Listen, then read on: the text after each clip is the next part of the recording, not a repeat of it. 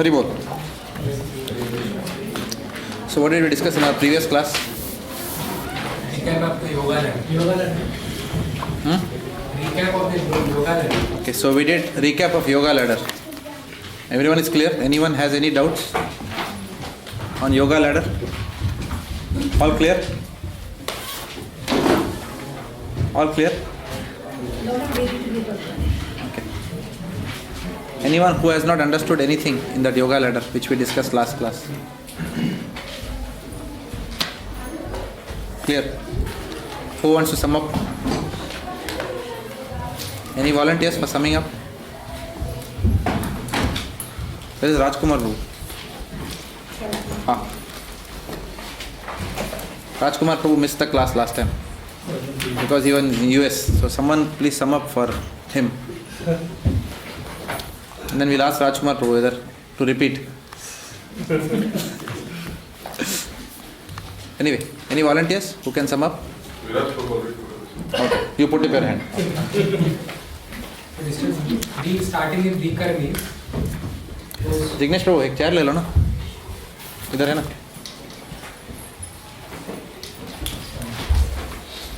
There are few people absent today, so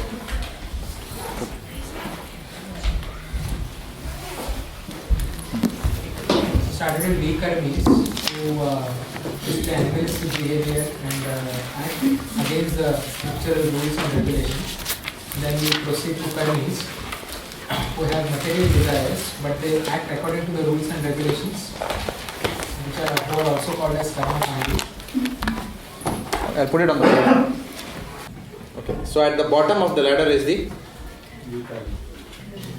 Vikarmis. What is Vikarmis? Yeah, go ahead.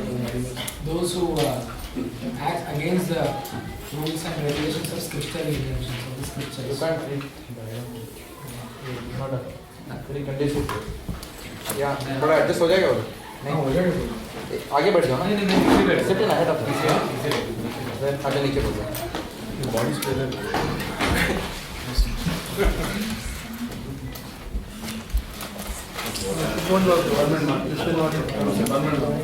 They work against the rules and regulations of the scriptures. Okay, Vikarmis are people. Okay, now we'll have complete attention. Everyone settle down. Okay. So Vikarmis are people who act against the scriptural injunctions. So they want what? They want sense enjoyment. Yeah, try.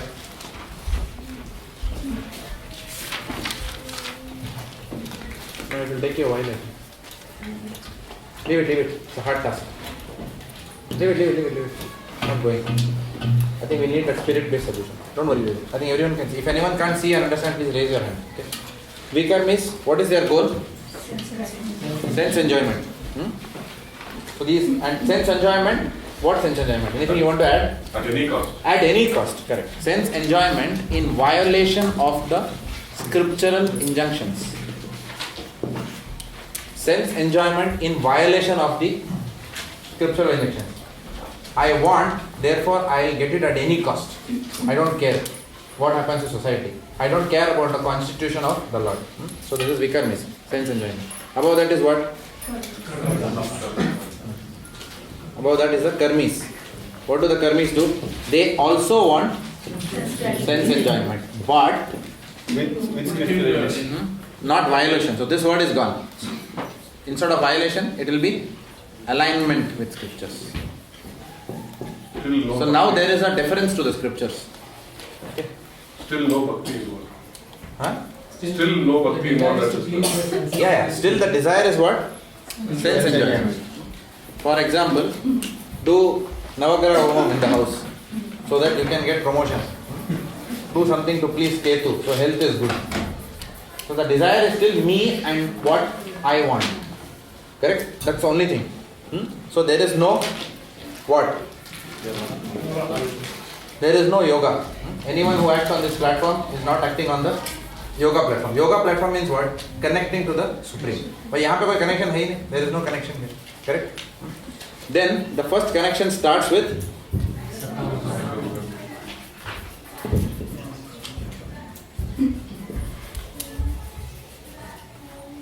Sakama Karma Yoga, which is what?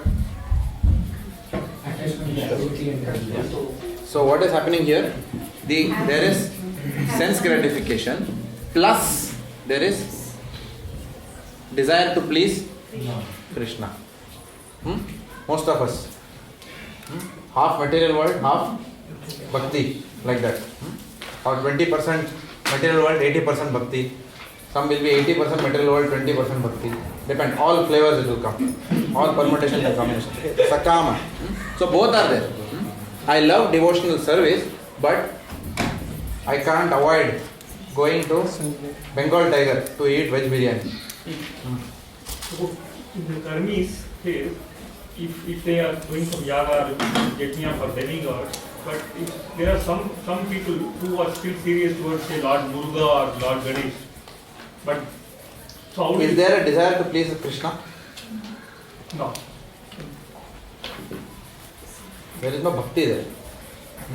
That is why when Radha Gopinath Prabhu tells in the SSR, and Madhavanand Prabhu had asked me that question in the middle of the week. Okay, because what in the SSR PPT, which we have when we do the preaching programs, under Sakama we said it is not even a yoga. So it is people in that category. Actually it comes under Karmis. But we call Sakama, see this is also Sakama only at the end of the day. Sakama means what? I want to enjoy material. So Sakama is here also. So this is also Sakama. But there is no yoga here. That's all we are saying. This is also Sakama. They are also called as Karmis or Sakama. But here Sakama plus yoga comes. That is the answer to your question. That is pure Sakama. There is no yoga. Here what is happening? There is a desire at least to please Krishna. So there is desire for sense gratification plus there is a desire for spiritual attainment. Both are there, going hand in hand. Most of us are in that category. Right? And then higher than that is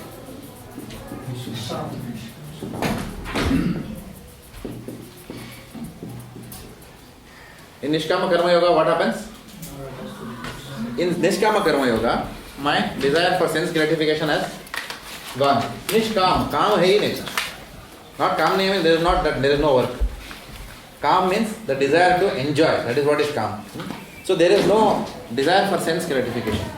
Correct? So there is only desire for pleasure of the Lord. However, there is attachment to the activity. I want to worship the Lord. I want to do this service only. I want to do that service only. If I serve, I will serve like this only. Correct? I don't desire personally any benefit out of that. But I am very fixed about what I want to do. I'm very attached to the way in which I want to serve. And then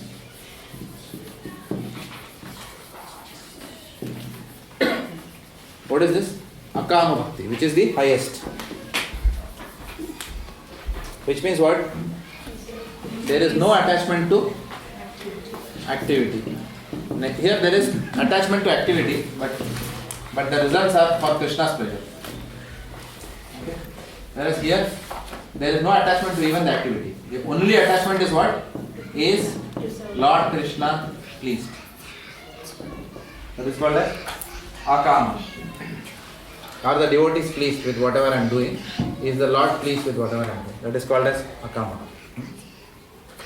At this layer, I also want some pleasure out of it. At this level, I am attached to the activity. At this level, so this is what we discussed. So with the yoga ladder, you see that's a ladder. We have 4 rungs on the yoga ladder. So the karma yoga is the bottom one, and then it's Dhyan yoga, and then Ashtanga yoga. You can so, say like that. Yeah. I can say like that. What do you mean? See, Karma Yoga, as we said last time. Yeah. 3 different pillars. Yeah. You can say Karma Yoga. Yes. You can say Jnana Yoga. Yeah. You can say Dhyana Yoga. Yes. Okay. And then Bhakti Yoga. That's yeah. But when we that's right. I understood that bar chart you said, and then all has to vertically, bhakti has to cut to it. Then only it is the devotional service. But when we hear that,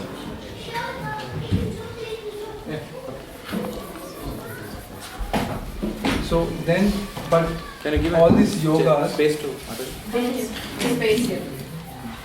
Karma Yoga, Dhyana Yoga, Ashtanga Yoga, these are progressive ladders, isn't it? Like one is higher than, like Karma Yoga, Dhyana Yoga is higher than Karma Yoga. What I have heard or like what I've... You are right. Uh, Okay, but again, we have done that already in the class before. Yeah. No? In terms of the ladder, yeah. how do I explain it to you? Have you understood this diagram first of all? This I've got. Okay, there are two was different from- representations. Yes, yeah. There are two different ideas which we are trying to communicate through those diagrams. Yeah. The idea which we are trying to communicate through this diagram is regardless of whatever mark you follow, It has to go through.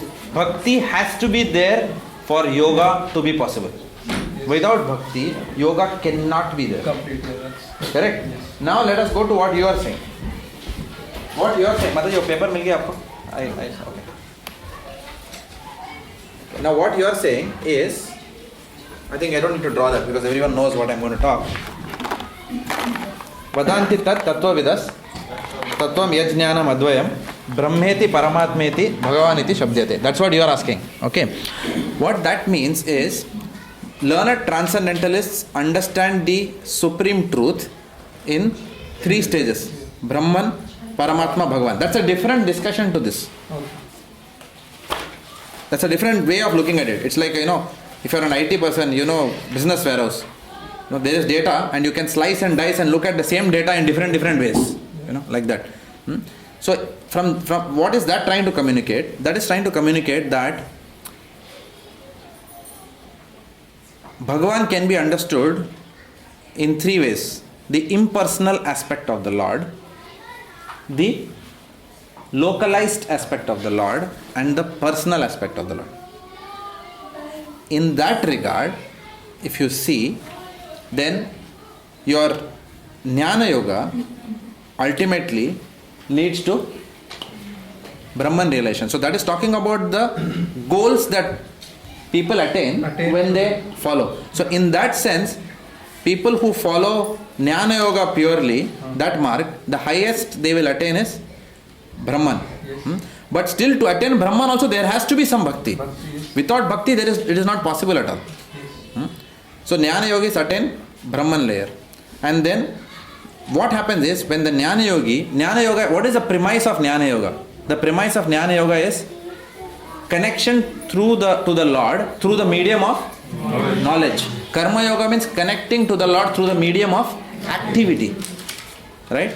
And Dhyana Yoga is connecting to the medium of the Lord through the medium of meditation. That is the difference. So when people follow the path of Jnana Yoga, then there is some bhakti is there, but that attachment is ultimately more to the impersonal aspect of the Lord. So those are the people who have a tendency to go more for Jnana Yoga. Because Jnana Yoga, you have to study. Jnana Yoga is based on what is called as the Naiti principle. You are trying to distinguish matter and spirit. It's almost like Sankhya Yoga. Distinguish matter from spirit. So this is matter, so therefore reject. This is spirit, accept. This is not matter, this is not matter. So they are trying to follow that approach towards understanding God. So the highest that they will attain is the Brahman realization. Now what happens, and we have done this in the class before, but I am just recapping. When the Jnana Yogi attains Brahman, what happens? He attains the impersonal feature of the Lord. So Brahman is the effulgence which comes out from the body of the Lord. So the Jnana Yogi now has merged into the Brahman. But Srila Prabhupada writes in his purports that the nature of the soul is to be active. The soul cannot be inactive. If I say, I will give you your annual salary, but you should just sit at home and do nothing, then that is, sometimes you will say, no, it's better I go to office and then earn that money. Not at the outside, one may say, no, I'll take the salary, it's good only. But why will people say, I'll take the salary? Because after taking the salary, they want to enjoy that salary. Everyone I'll not mind if someone tells me, I'll give you, salary, you don't have to come to office. Every month end check will come to your house. Who will not want that? At least I want that. I don't mind at all. But the second condition which they are putting is, I should not do anything. That is very killing. Because the nature of the... You can just imagine, you have to just sit, that's all. Salary will come. Yeah, maximum what? You want food. Food will come. It will just come in a plate. You can eat. But you should not do anything. Just survive. Food, water, eating. Can we survive like that? Because the nature of the soul is to be involved in activity. Clear now?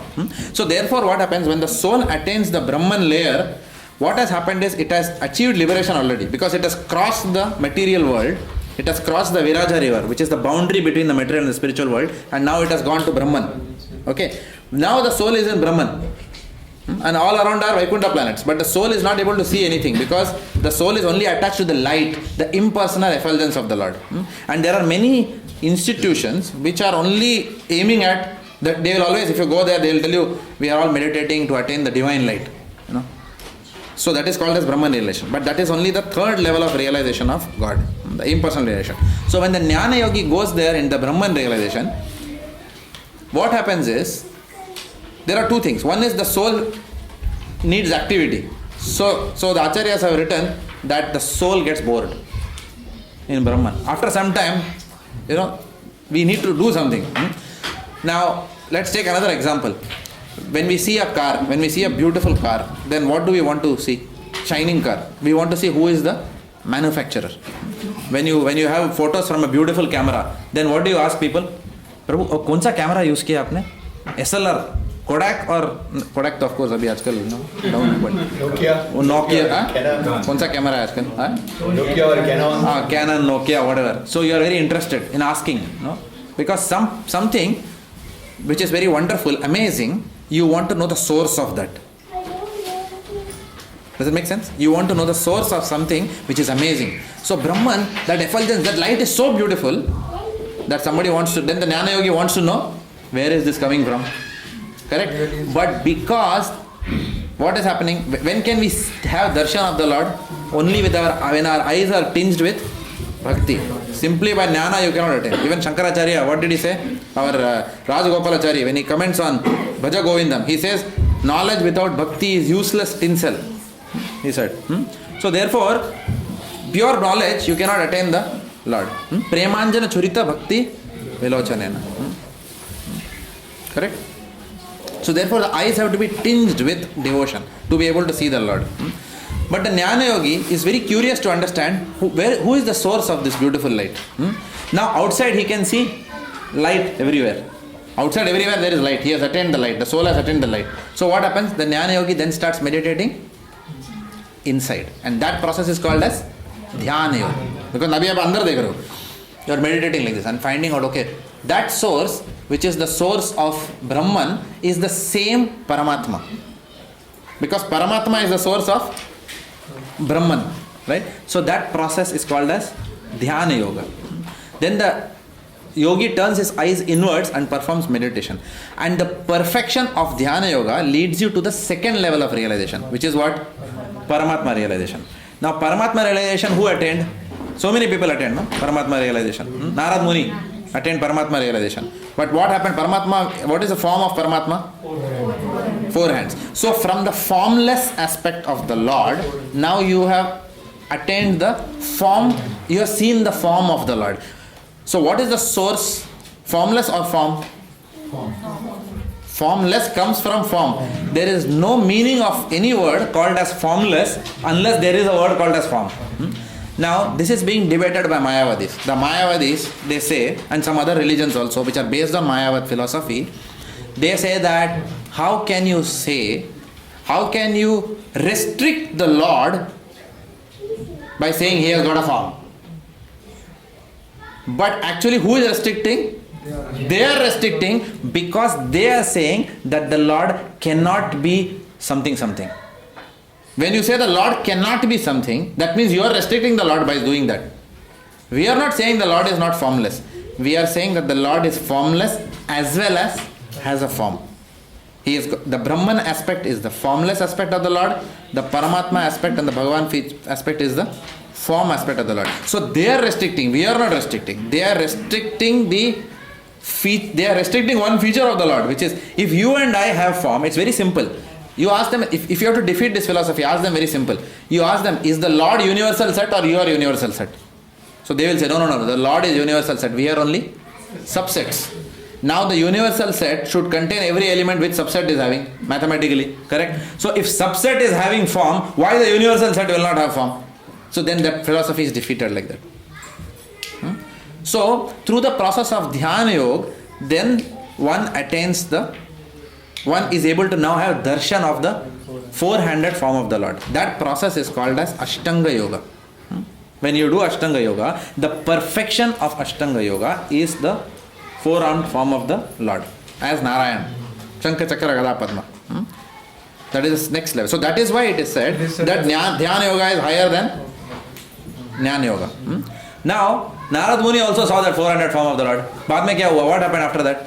What did the Lord say? You will not see me in this lifetime now. Now you serve. You will not see me in this lifetime. Even in that sense, if you see, our Ajamil also saw the Vishnu Dutas. Ajamil was living a very promiscuous life. Right? He was a Brahmana family, but he went and got into association with a prostitute, and he begot a son called as Narayana. And at the end of his lifetime, what happened? He was calling out his son Narayana. So what happened? Because the name Abhinnatvam Namanamino, the name is non-different from the Lord, the Vishnu Duta's 400 form came in front of him and the Yamaduta said, you can't touch him. They said, why? He has lived such a sinful life. No, he may have led sinful life, but at the end he took the name of Narayana. No, but he was calling to his son. No. Narayana means Bhagavan. The name and the Lord is not Abhinnatvam. They are one and the same. So they say you cannot take him. So the Yamadutas have to go away, disappointed. They can't fight the Vishnu Dutas. Vishnu Dutas are more powerful, right? However, what happens? Did they take Ajamil with them? No, come now. Vaikuntha. Right? First you have to purify yourself also. No, you said Narayana good. That's why you are saved from Yamadutas. So then they disappear from the vision. And Prabhupada writes, they disappear. Why? One of the reasons. There are two reasons Prabhupada gives. One is that devotee never waits for glory. He disappears because Ajamil wants to thank them. And devotees don't wait to be thanked. That is the devotee's humility. He is not wanting to take credit for whatever he does. So he gets out. He does his job and gets out from the place. But the second reason, which is probably the main reason, is that to increase Ajamil's hankering for the Lord. To see that form again. To see those Vishnu Dutas again. That hankering. Now you have to do mehnat for that. Just like Procter & Gamble will give you a shampoo on the road. Those ladies will smile. Good morning, sir. Like that. And they'll give you 3 sachets of shampoo. Anything we have to pay? No, absolutely free. To all the handsome guys in Melbourne. Something like that they will say. And give in your hand. Whether we are handsome or not, it's a different thing. It's a sales trick. Okay. To all the smart people we are giving this. Something they'll tell you and they will chipkaw that shampoo to you. Okay. Now when you start using the shampoo, you like it. Now they'll say, you have to buy now. You cannot go again. Where are those ladies? So Ajamil was searching for those Vishnu Dutas again. But now you have to earn. You have got free sample darshan. This is just a mundane example I am giving to substantiate the point. Then Ajamil left that prostitute because he realized there is something higher than just simply having bodily association with a prostitute. Life there are higher things to do than just mundane sex. Right? So then he realized that, and so attractive were these Vishnu Dutas, he said, I want to be with them. I want to associate with them. And he went to Haridwar and then performed his Bhakti Yoga. And then at that lifetime, the same Vishnu Dutas came with the golden chariot, like Tukaram. Like that they came, they took him back. So therefore, simply 400 form of Narayana, yes, that is there. But in the 400 form, you are only having darshan of the Lord. Which is Paramatma realization. But you don't have a relationship with the Lord. That relationship is only possible, how? By Bhakti Yoga. To develop a relationship. Who reveals the relationship between a disciple and Bhagavan? Who is that person? Spiritual master. Therefore, Guru is required to reveal that relationship. Therefore, what happens? The Dhyana Yogi then goes to Bhakti Yoga. The Lord as Paramatma is the Chaitya Guru. That's why Paramatma is called as the Chaitya Guru. Sometimes when we see 15 spiritual masters, all are inspiring us, but one inspires us more than the others. And that one person is different for everyone. That is the beauty. Some people will say, this Maharaj is inspiring me. Prabhu, all Maharaj is inspiring, but I don't know why this Maharaj inspires me more. But then somebody will say, Maharaj, that his Guru Maharaj is also inspiring me, but for me, this Guru Maharaj is inspiring more. So where is that coming from? Because the relationship of Guru and disciple is eternal. So the Paramatma is revealing your Guru to you from the heart. Okay? And then the Paramatma is telling you, now if you want to attain my abode, if you want to re-establish your lost relationship, not only see me. Seeing has already happened. Impersonal you have seen, now personal also you have seen. But now you are establishing your relationship with the Lord, and that relationship is to the process of chanting Hare Krishna, Krishna Krishna, Hare Hare, Hare Ram, Ram Ram, Hare Hare, or Om Namo Narayana, depending on the sampradaya which you adopt. If you adopt Sri Sampradaya, you will chant Om Namo Narayana. If you do Vallabhacharya Sampradaya, you will chant Sri Krishna Sharanam Mama. It doesn't matter. Narayana, Krishna, you can chant any of these names.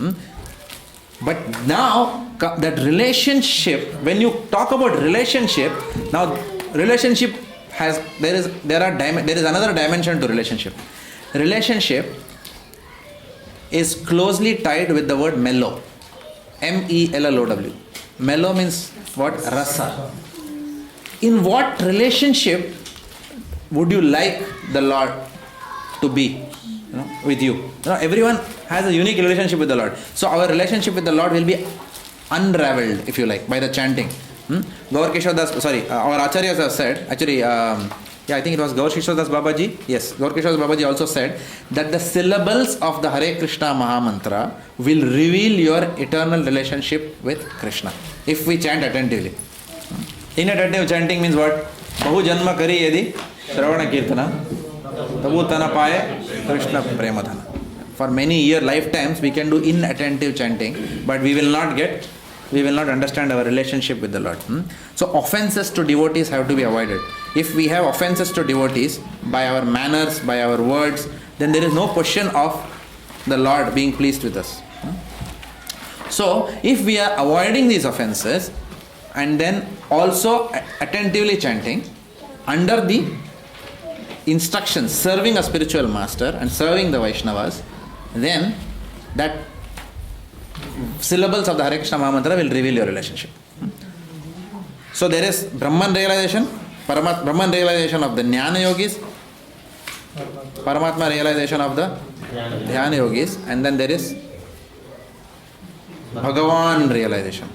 Vadanti tat tattvavidas tattvam yajnanam advayam brahmeti paramatmeti bhagavan iti shabdete. 3 layers of understanding God. So now for Bhagavan realization there are 2 levels. The first stage of Bhagavan realization is what called as 3 levels actually. Sadhana bhakti, bhava bhakti and prema bhakti. All this come under that bhakti yoga. Jnana yoga, Dhyana yoga, in bhakti 3 levels. Sadhana bhakti, bhava bhakti and prema bhakti. Under sadhana bhakti there are 2 types. What are those? Vaidhi bhakti and raganuga bhakti. Raganuga sadhana, like that. Worshipping the Lord in accordance with the rules and regulations, or spontaneous love for the Lord without regard to rules and regulations. The way the Vrajavasis serve, the way the Gopis serve the Lord. You had asked the question, no? He had asked that question in our Nagesh Prabhu's and Radhakrishna Prabhu's Bhakti Diksha program. So that is called as Raganuga Bhakti, where you are not concerned with the rules and regulations. In Vaidhi Bhakti, how do you offer food? Ting ting ting ting, Namo Vishnu Padaya Krishna Prishtaya, Namo Mahavadanyaya Krishna Prema Pradayate. And then if you accidentally, your mouth touches, or even if you touch some prasadam and then you touch the bhoga which has not been offered, then you cannot offer it to the Lord. But in Raganuga Bhakti, what happens? In Raganuga Bhakti, the Vrajavasi takes the spoon, tastes it and then gives it to the Lord also. Shabri, she took the bear, she tasted it and then gave it to the Lord. In the realm of Vaidhi Bhakti, that is unacceptable. How can you offer something which you have tasted? But she said, no, Ramchandra, Lord Ramchandra, I want to give him the best thing. So I will taste first. If it's a good cherry, then I will give it to him. So she will first taste a little bit and give it. So this is called as Raganuga Bhakti. This is still higher. That is the highest. Correct? Raganuga Bhakti. Now, even in that realm of Bhakti, then there are the rasas. There is Shantaras, there is Dasyaras, there is Sakhyaras, Vatsalyaras and Madhuryaras. So this is actually, if you see the yoga ladder is? It's much higher. Like this. Like that. Okay. Is it clear? Yes. So this diagram and that diagram, they are conveying 2 different things. Like that.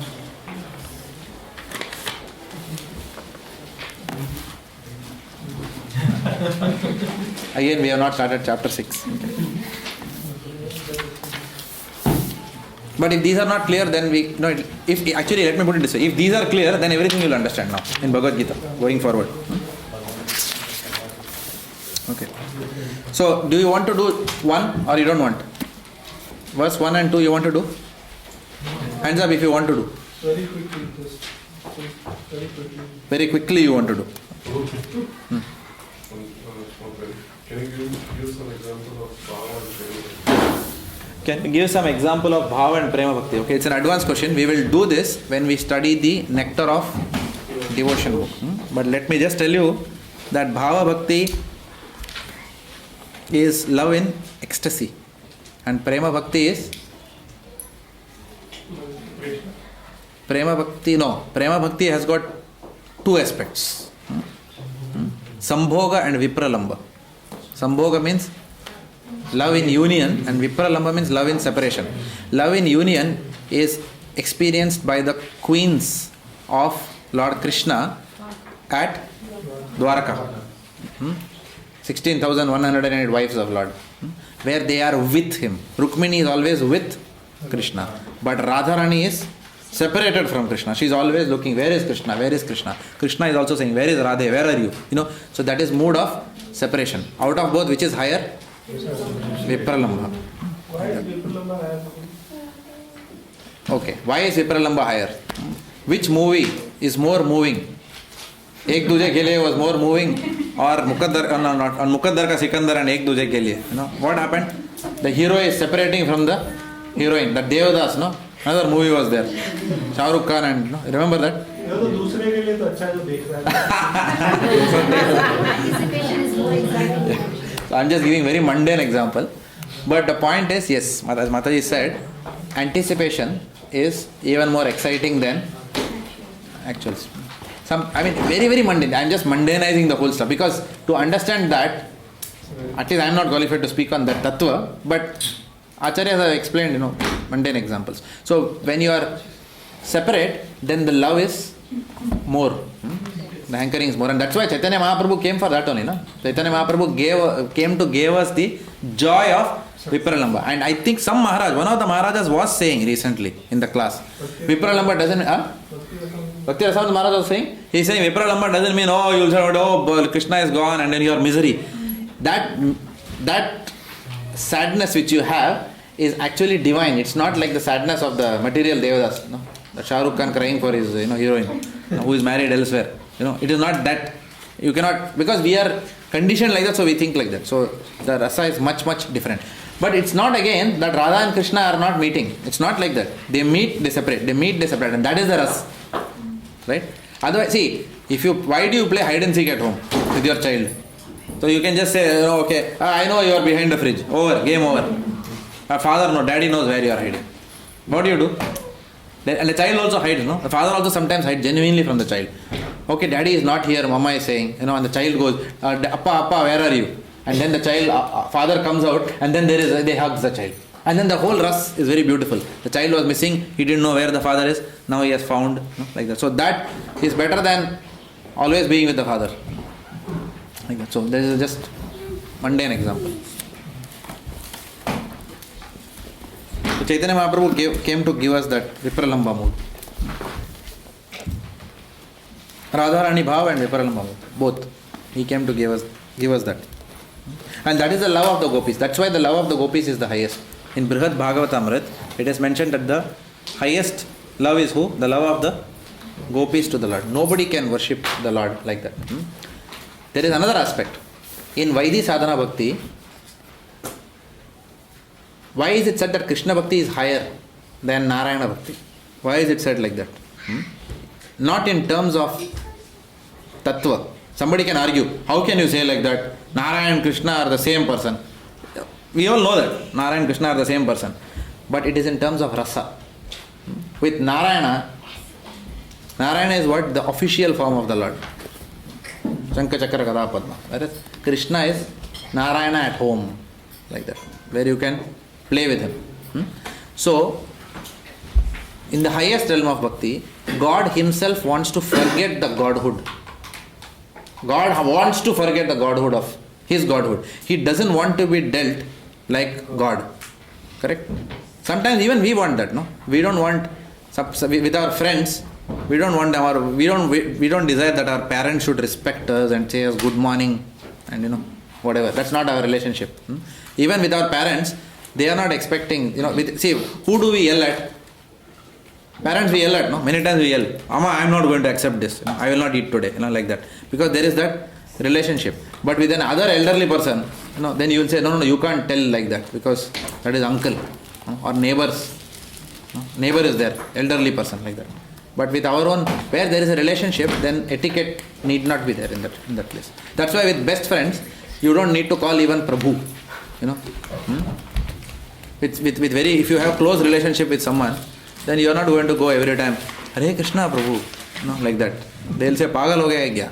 Kal to theek tha, When there is a tight relationship, then you don't need those etiquettes every time. Or Dandavat Pranam Prabhu and all that, Do you have friends here? We all have some friends, Close friends. In our own devotee community, every Changu has got one Mangu, Like that. Correct, no? So therefore, then you don't do that with them. But with others you will do.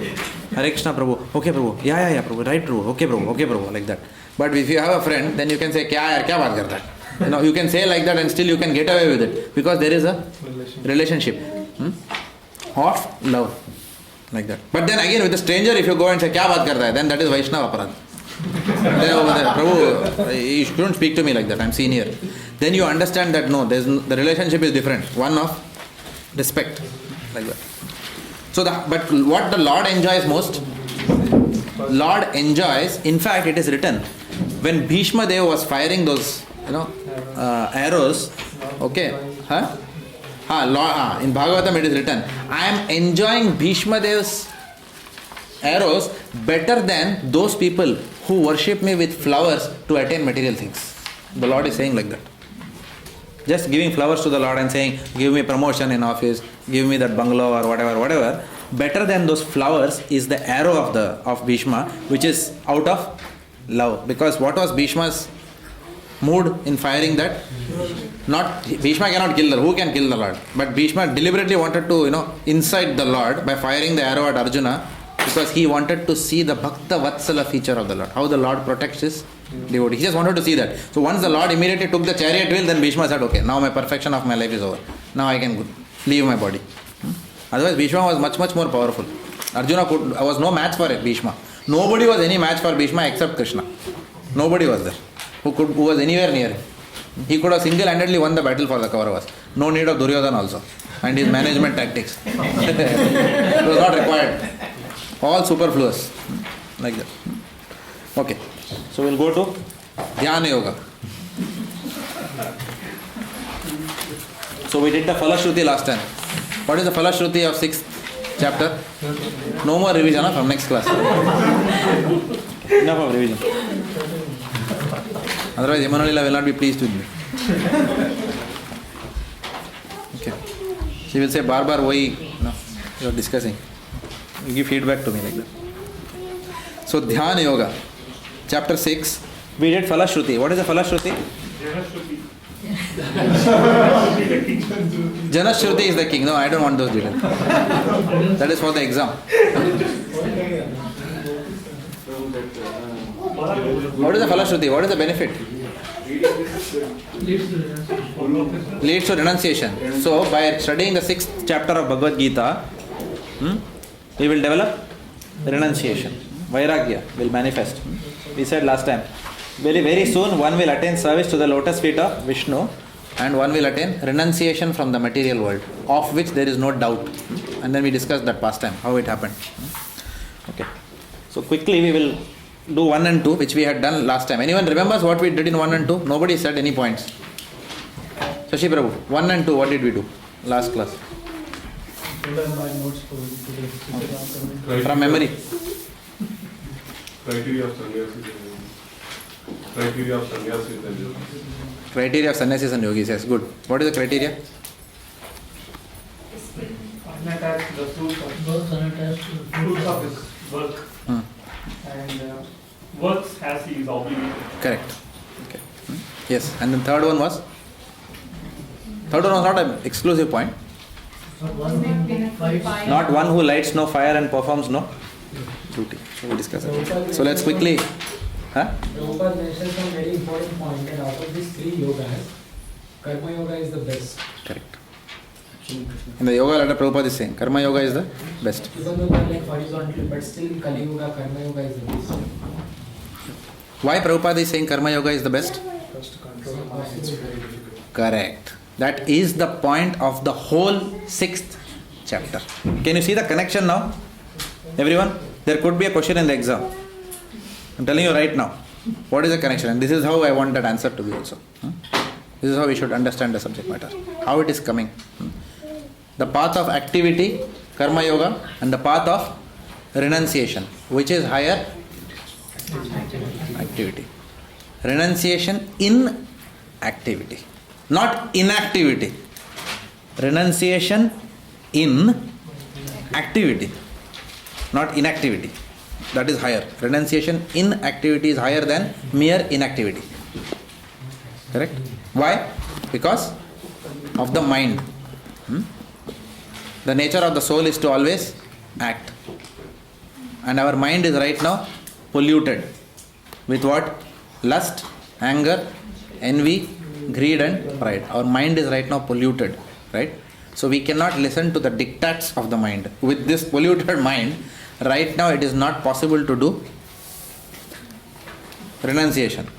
Another aspect is there is nothing to be renounced. When will renunciation come? When you own something, no?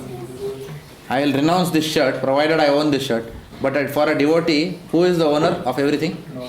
Krishna. So there is nothing to renounce anyway. I don't own anything. What do I own? Did I come with anything into this world? Did I decide which family I will be born? Did I get my previous credit card and the bank balances of the last lifetime? Nothing.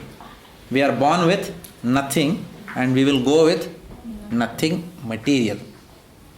Right? But we were born with some spiritual bank balance, which is why we are all practicing devotion. And then we will, that assets which you accumulate, spiritual assets which you accumulate in this lifetime will be forever preserved. Neha na iha vikrama nashosti. There is no loss or diminution in bhakti. Only it will get added and added and added. Whereas in material life, whatever material achievements, anyway we were not born with anything. Whatever you achieve will also go.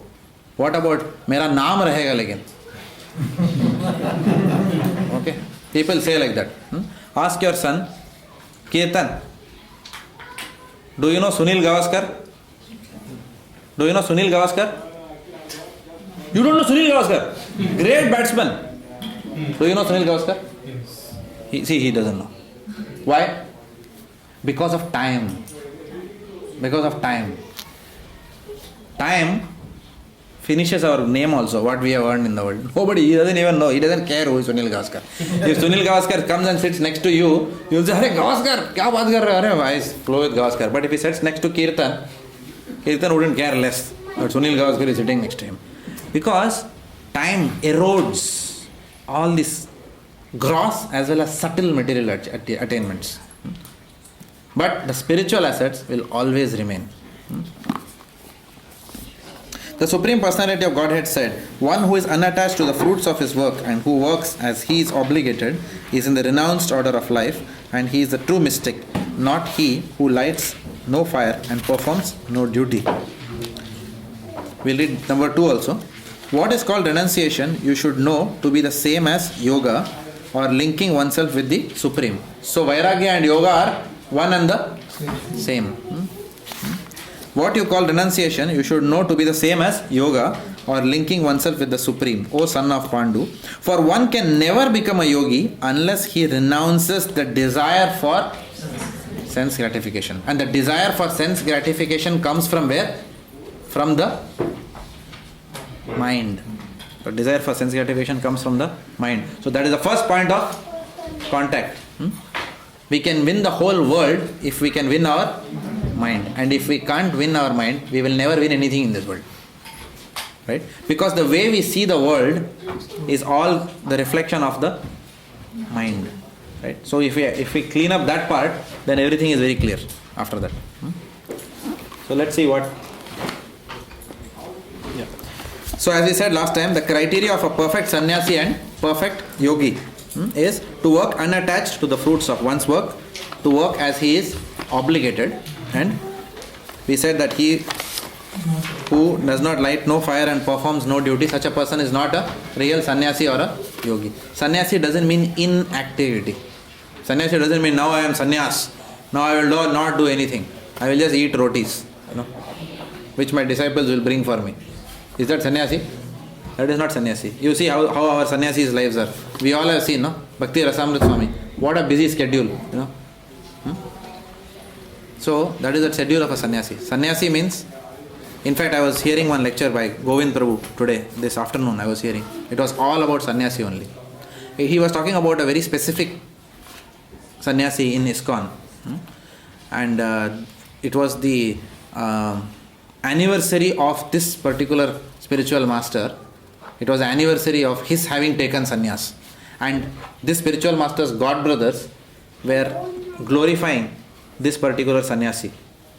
So the god brothers of this particular sannyasi were saying about this sannyasi that this sannyasi did not take sannyas. He was already demonstrating sannyas and it was incidental that he took sannyas. So it is not that sannyasi is a sudden robe and therefore an adaptation, is that a right word? Adopting new values. It is not like that.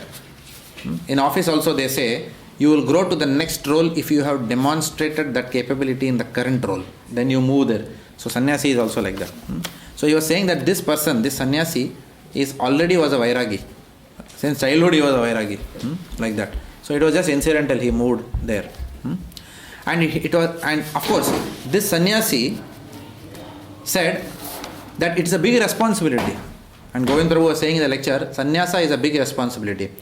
In fact, he quoted one Maharaj who said that sannyasi is like the insect or fly, if you like, which is put inside a glass jar and studied by scientists.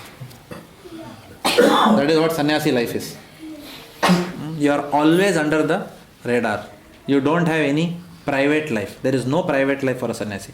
Everything about a sannyasi is public. Transparent jar, and all scientists are observing very keenly. How they observe, every movement. Why the fly did like this, why the fly said like this, why the fly went here, why the fly went there. Everything about sannyasi life is questioned. So it is said that it is a very, very austere job. Very, very austere. Sannyasi life is very, very austere. Always on the radar, like that. And every word, every thought, every action of a sannyasi, in the lecture he was saying, when this sannyasi, this person who was supposed to take sannyas, while he was in his own humility, he was saying that I am not qualified to be a sannyasi, though he was very well qualified. He was saying that I cannot understand how I am ready to be at a stage where every word I speak, every action I do, every thought that comes to my mind is always driven for the pleasure of Krishna. Every word, every action, every thought must be for the pleasure of Krishna. Once we attain that stage, then one can become a sannyasi. And then he was saying in his humility, therefore I am not qualified to be a sannyasi, like that. Okay. But of course that humility itself was his qualification to be a sannyasi. That's a different thing. But that is what is sannyasa ashram. So sannyasi doesn't simply mean he who lights no fire and performs no duty. But sannyasi means who lights fire or doesn't light fire, who does his duty but does everything for the pleasure of Krishna. If Krishna is happy by not lighting fire, he will not light fire. That is a tortoise. Withdraw the senses. And then if it's required, then indulge the senses. So it's not that sannyasi, some people will externally observe. Somebody is giving money to a sannyasi and sannyasi is accepting. Somebody will say, how sannyasi you are accepting money? This is called as ignorant fools. Because they don't understand what's going on. They will just see some truth. Because people want to be lazy. At the end of the day, people don't want to do devotional service. In Tamil we call it as Vidandavadam. They just want to do this argument. Keeping on arguing. And continuously doing that. Because you don't want to ultimately do bhakti. So they will watch all this and then they immediately comment, oh, sannyasi taking money. No, I don't align with this. So does sannyasi take money or not? Yes or no? Yes. Why yes? A sannyasi accepts not only money, a sannyasi accepts anything that he comes in contact with in the service of Krishna. That is the whole idea of material energy. we cannot surpass Maya by our own strength. We can surpass Maya only by utilizing Maya in Krishna's service. Use the external energy of the Lord in the service of the internal energy of the Lord. That is called as Yukta Vairagya, true renunciation. Otherwise it is Falgu Vairagya, false renunciation. So if money comes, a sannyasi accepts it and then immediately uses it for constructing a temple or for printing books or for distributing prasadam, not for his own sense enjoyment. Okay. If the money is coming and he is saying, no, I don't want the money, I am a sannyasi, then what is he trying to protect? He is trying to only protect his image. That's all. And everyone will say, oh, what a great sannyasi. Paisa bhi nahi chota hai. So who is there in the whole decision making? Who is the center of that decision? Me and my image. Whereas when he is taking and utilizing in Krishna's service, sannyasi is not worried about vox populi, opinion of the masses. He doesn't care. Because the sannyasi's whole life is driven by how can I inspire more and more people to serve the Lord. If some sannyasi, if Srila Prabhupada would not have taken money, would all of us be sitting in this room of 4 walls and 1 ceiling and 1 floor and hearing Bhagavad Gita? Not possible. Someone said, Prabhupada, why you need buildings? You can, at the end of the day, bhakti can be only done under a tree. You can do under a tree. Why you need buildings? Prabhupada said, I don't have a problem. I will do bhakti under a tree. But will you come if I hold a class under a tree? Suppose we will tell everyone, okay, we are holding Bhakti Shastri every week under the tree in that street. How many will come? Hands up. Prabhu, it is very cold outside. Heater will be there or what? No? Correct, no? Then why we are saying like that? Right? So Prabhupada was very cutting against these hypocrites, no? Who are just trying to give socially acceptable good statements. But there is no bhakti inside the heart. No idea of who a sannyasi is, what is his motivation. Externally saying things and passing judgments. So therefore we have to clearly understand the sannyasi is not a person who does not light no fire and performs no duty. Okay. Then true renunciation, which we already discussed. Detachment from possessiveness and enjoying propensity. That is called as true renunciation. You are taking that money and utilizing it in Krishna's service, but you are not too possessive about anything. You are not even possessive about the temples you build for the Lord. So even if the temple is tomorrow not there, still a Vairagi's bhakti will continue going. Whether temple is there, temple is not there. Whether money comes, whether money doesn't come, in that sense the sannyasi is renounced. If it comes, utilize. If it doesn't come, doesn't matter. Aloof. Being aloof from all material situations. Now, it is also mentioned here that Karma Yoga is better than Ashtanga Yoga. Why? Because practice of Ashtanga Yoga is quite difficult. We discussed last time, nobody said that in the recap. What is the first step in Ashtanga Yoga? Leave home. No, we can't do. Not possible. The moment you say leave home, Prabhuji, can you leave your home? कुछ और बताओ ना यार. Like that. Immediately you stop. That's not possible. And what happens in Ashtanga Yoga, when you do Ashtanga Yoga, what do you get? You get Ashtasiddhis. This is a byproduct of the yoga. This is not the main product of yoga. What is the main product of yoga? What is the goal of Ashtanga Yoga? To have darshan of Paramatma. Paramatma realization is the goal of... What is Paramatma realization? We told. Impersonal realization, localized aspect of the Lord, Chaturbhuj form of the Lord, darshan of the Lord. That is the goal of Ashtanga Yogi. To see the source from whom that Brahman effulgence is coming. That is the goal of who? Ashtanga Yogi. So Ashtanga Yogi, he pursues that goal. But what happens in pursuance of that goal, he gets some mystic powers because the process gives him that. And we also gave an example. I went to the shopping mall to buy a watch for myself. I was very clear with my family. I am going to this 10-storied shopping mall to buy a watch. But what happened? I went to the shopping mall. I said, watch kaun sa floor mein hai bhai? Watch 6th floor mein hai. Then what I did I go to 6th floor? I said, nahi. Thoda dekhte hain na kya hai abhi mall mein aaya to. Then you will go to 1st floor. First floor they will have what? golden jewelry. Okay, what you and Mataji have agreed to buy? Watch. What is there in the first floor? Gold jewelry. Okay, then you say, थोड़ा देखते हैं ना क्या है. And when you see what happens, ध्यायतोन विषयान. The mind is saying, oh, can I not own it now? Just little bit, or तोड़ मटो, little bit, one. Whole life I have spent, saving. So it's okay, we'll buy. And then what happens? You will go to second floor. There, there is a sale of LCD televisions. Then you will go there. Third floor, Samsung Galaxy's, gala show. Latest, what is that? 4 or 5 or whatever that model. Buy. The lady will come to you. Sir, look smart. You think it should look good on your pocket. Oh, is it? Am I smart? Okay. Phone is also smart. You are also smart. So then what? And then you do all that. By that time, what happens? The bell rings. Now we are kindly closing down the shop. All customers are requested to leave. Now you went to buy what? What did you end up buying? Jewelry? LCD. All side benefits. You have completely got diverted from your original goal. This is what Ashtasiddhis do to a Ashtanga Yogi. Ashtanga Yogi's main aim is that. But because he gets this Ashtasiddhis, what happens? He is able to take something and then give it. Because he is getting. And then what people are saying, because people don't understand bhakti, people think that ये भगवान है. Because इसने उधर से कुछ निकाला और ऐसा दे दिया. He is able to do some superhuman activities. Therefore, he is Bhagwan. And when someone calls us Bhagwan, who doesn't like? मेरे को भगवान बोला आपने? Very good. Somebody has realized my glories at least in this world. Not like that. Then what happens? When you get recognition, puja and pratishtha, then what happens? You want more and more and more. ये दिल मांगे more. Never less. They'll always mang more only. Like that. Okay, so you want more and more and more of this recognition and prestige. Therefore, then the pursuit, that is where slightly the pursuit changes.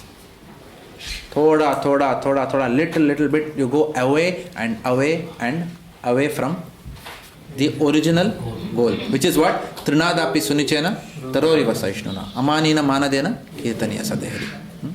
So this need not happen only to materialists. It can happen even in a devotee's life. Once we are accustomed to being respected in the community, it's a very dangerous situation. Okay? Then what happens? We constantly want that respect. We always want, we want the position of seniority, position of acknowledgement, recognition, being in the center, etc. Simply the concept of service is not enough to keep us motivated. Simply the service is not required. Along with service, ये भी होना चाहिए थोड़ा. I should be recognized also. Like that. So this is what? This has got nothing to do with bhakti. This is purely a material desire.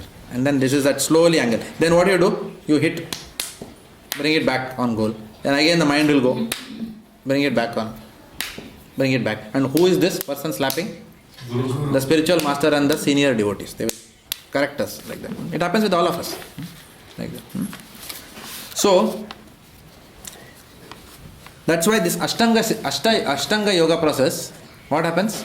There is no such person to tap. Bring them back like that. Yeah. Question.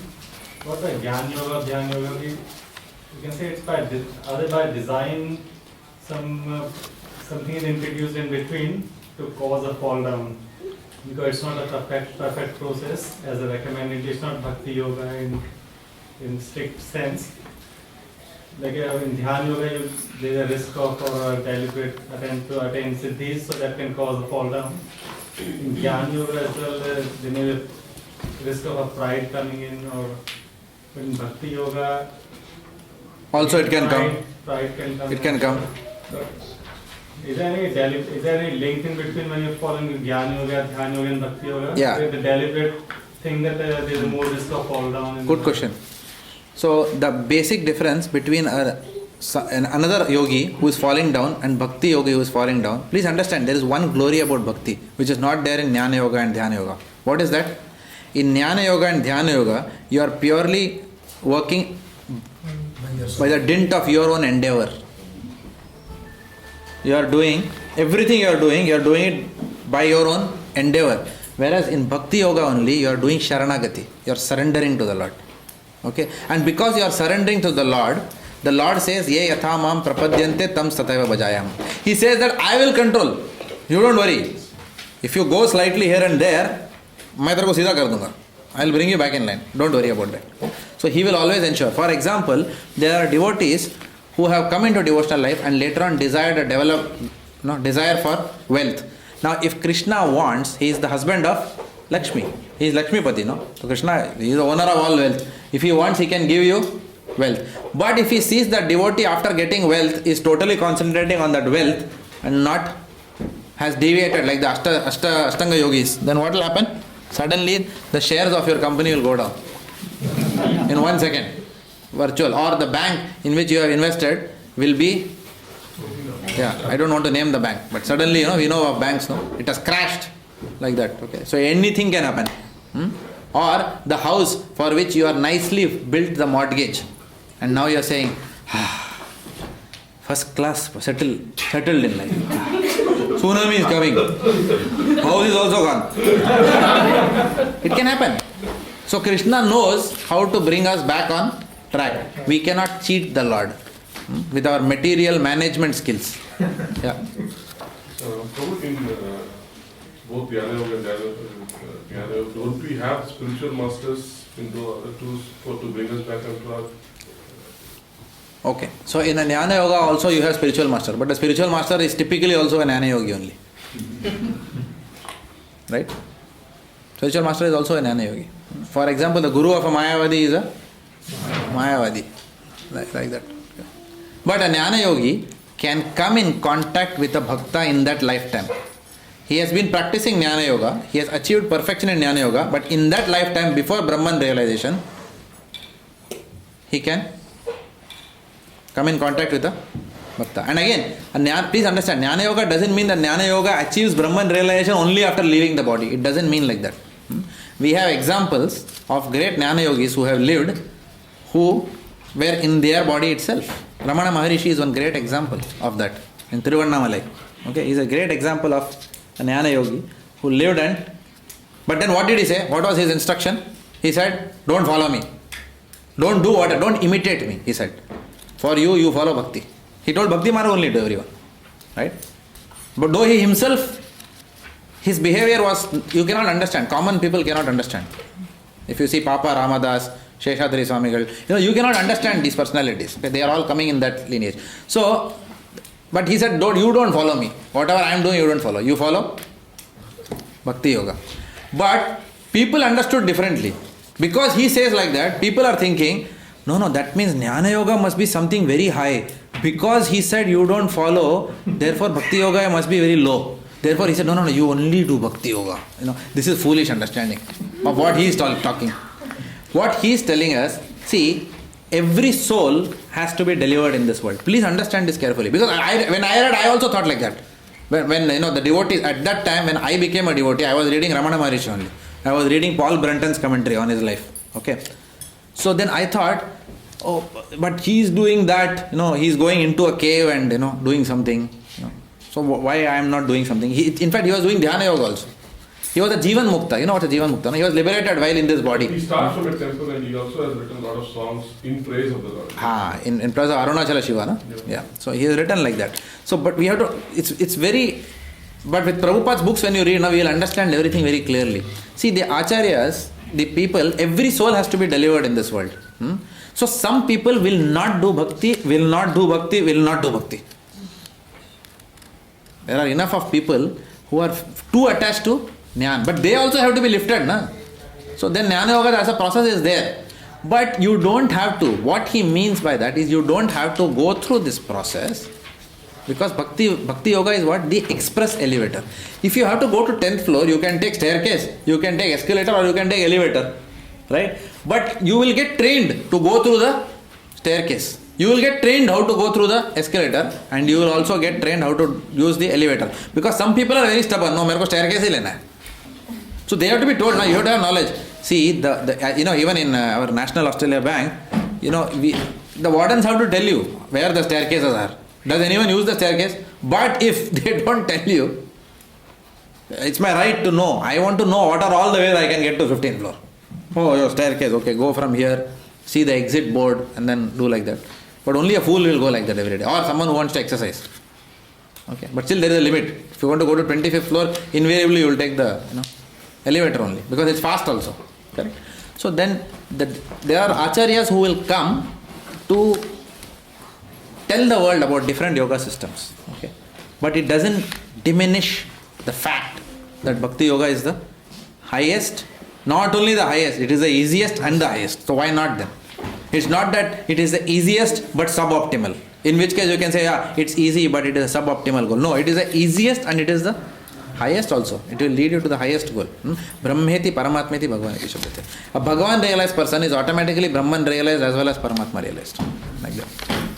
And also talking about pride, I just want to add, like, even like Jnana Yogis can get pride, and the point of Bhakti Yogis can get pride. But in Bhakti Yoga, we follow the process of chanting of the Hare Krishna mantra, which is Correct, an integral part, and Cheto Darpana Marjanam. So by chanting, the unwanted desires in the heart will get eradicated. So one day there is hope that the pride and all these unwanted things in the heart will get eradicated by chanting, which process is not there in Jnana Yoga. Yeah, correct. So in Dhyana Yoga and Jnana Yoga, your whole focus is on your own endeavor. Whereas here all you are doing is simply crying out to the Lord that please liberate me, or please give me your love. So if you hear Bhakti Brihad Bhagavat Maharaja's lecture, where he's addressing the brahmacharis in Chopati, he's conducting the yoga ladder course. He says these Ashtanga yogis, okay, they will get Ashtasiddhis and they will get diverted from the goal of bhakti. And then what happens? Where is the realm of Ashtanga yogis? Whoever has perfected Ashtasiddhis, where do they live? They live in the Siddha Loka. Siddha Loka is simply another higher planet but in the material world, where the existence is more subtler. There everyone can do siddhis, right? But then these siddhis are time bound. By the dint of time, then they lose the siddhis. If you are a perfect Ashtasiddhi and you are attached to these Ashtasiddhis, then where is the destination for you after death? Siddha Loka. But having gone to Siddha Loka, then what happens? They come down. They have to come down eventually. And when they come down, what happens? Again, he gave this example. When there is a fan which is running, if you have to stop the fan, what will you do? You will switch off the power supply. But immediately when you switch off the power supply, the fan does not simply stop. It does cutter, and slowly it comes to a stop. So the mystic yogi, when he falls down from that Siddha Loka to this material world, still demonstrates some vestiges of that mystic power in this world. But in this world, it is very acharya. Everyone is very enamored by that. Wow! Because we have never seen anything paranormal like that. So for us, it is something very big. But we don't understand this person is a reject of that place. For example, somebody may say, where did you study? I didn't study, I dropped out. Which year? I dropped out after 4th year engineering. Where? IIT Kanpur. IIT Kanpur drop out?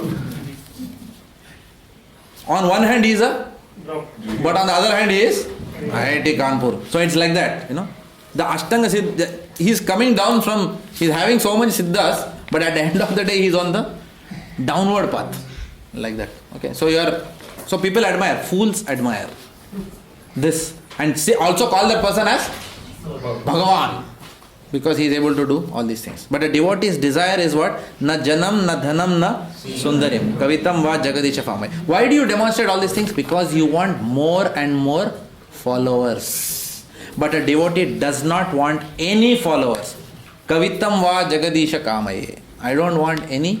Mama janmani janmanishware bhavatat bhaktir ahaitukitvayi. Life after life, my goal is to only serve the Lord. I want to be dasanudas to Bhagavan. I don't want any followers. I don't want any prestige.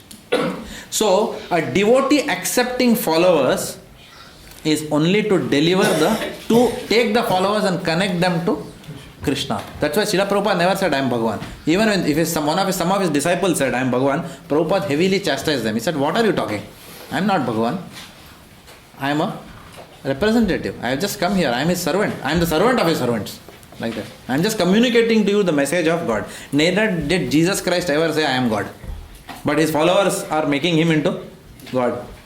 Right? But Jesus Christ clearly said, He is a savior, He is a Messiah, He is a bona fide true representative of Bhagavan, who came to deliver, take the sins of the world.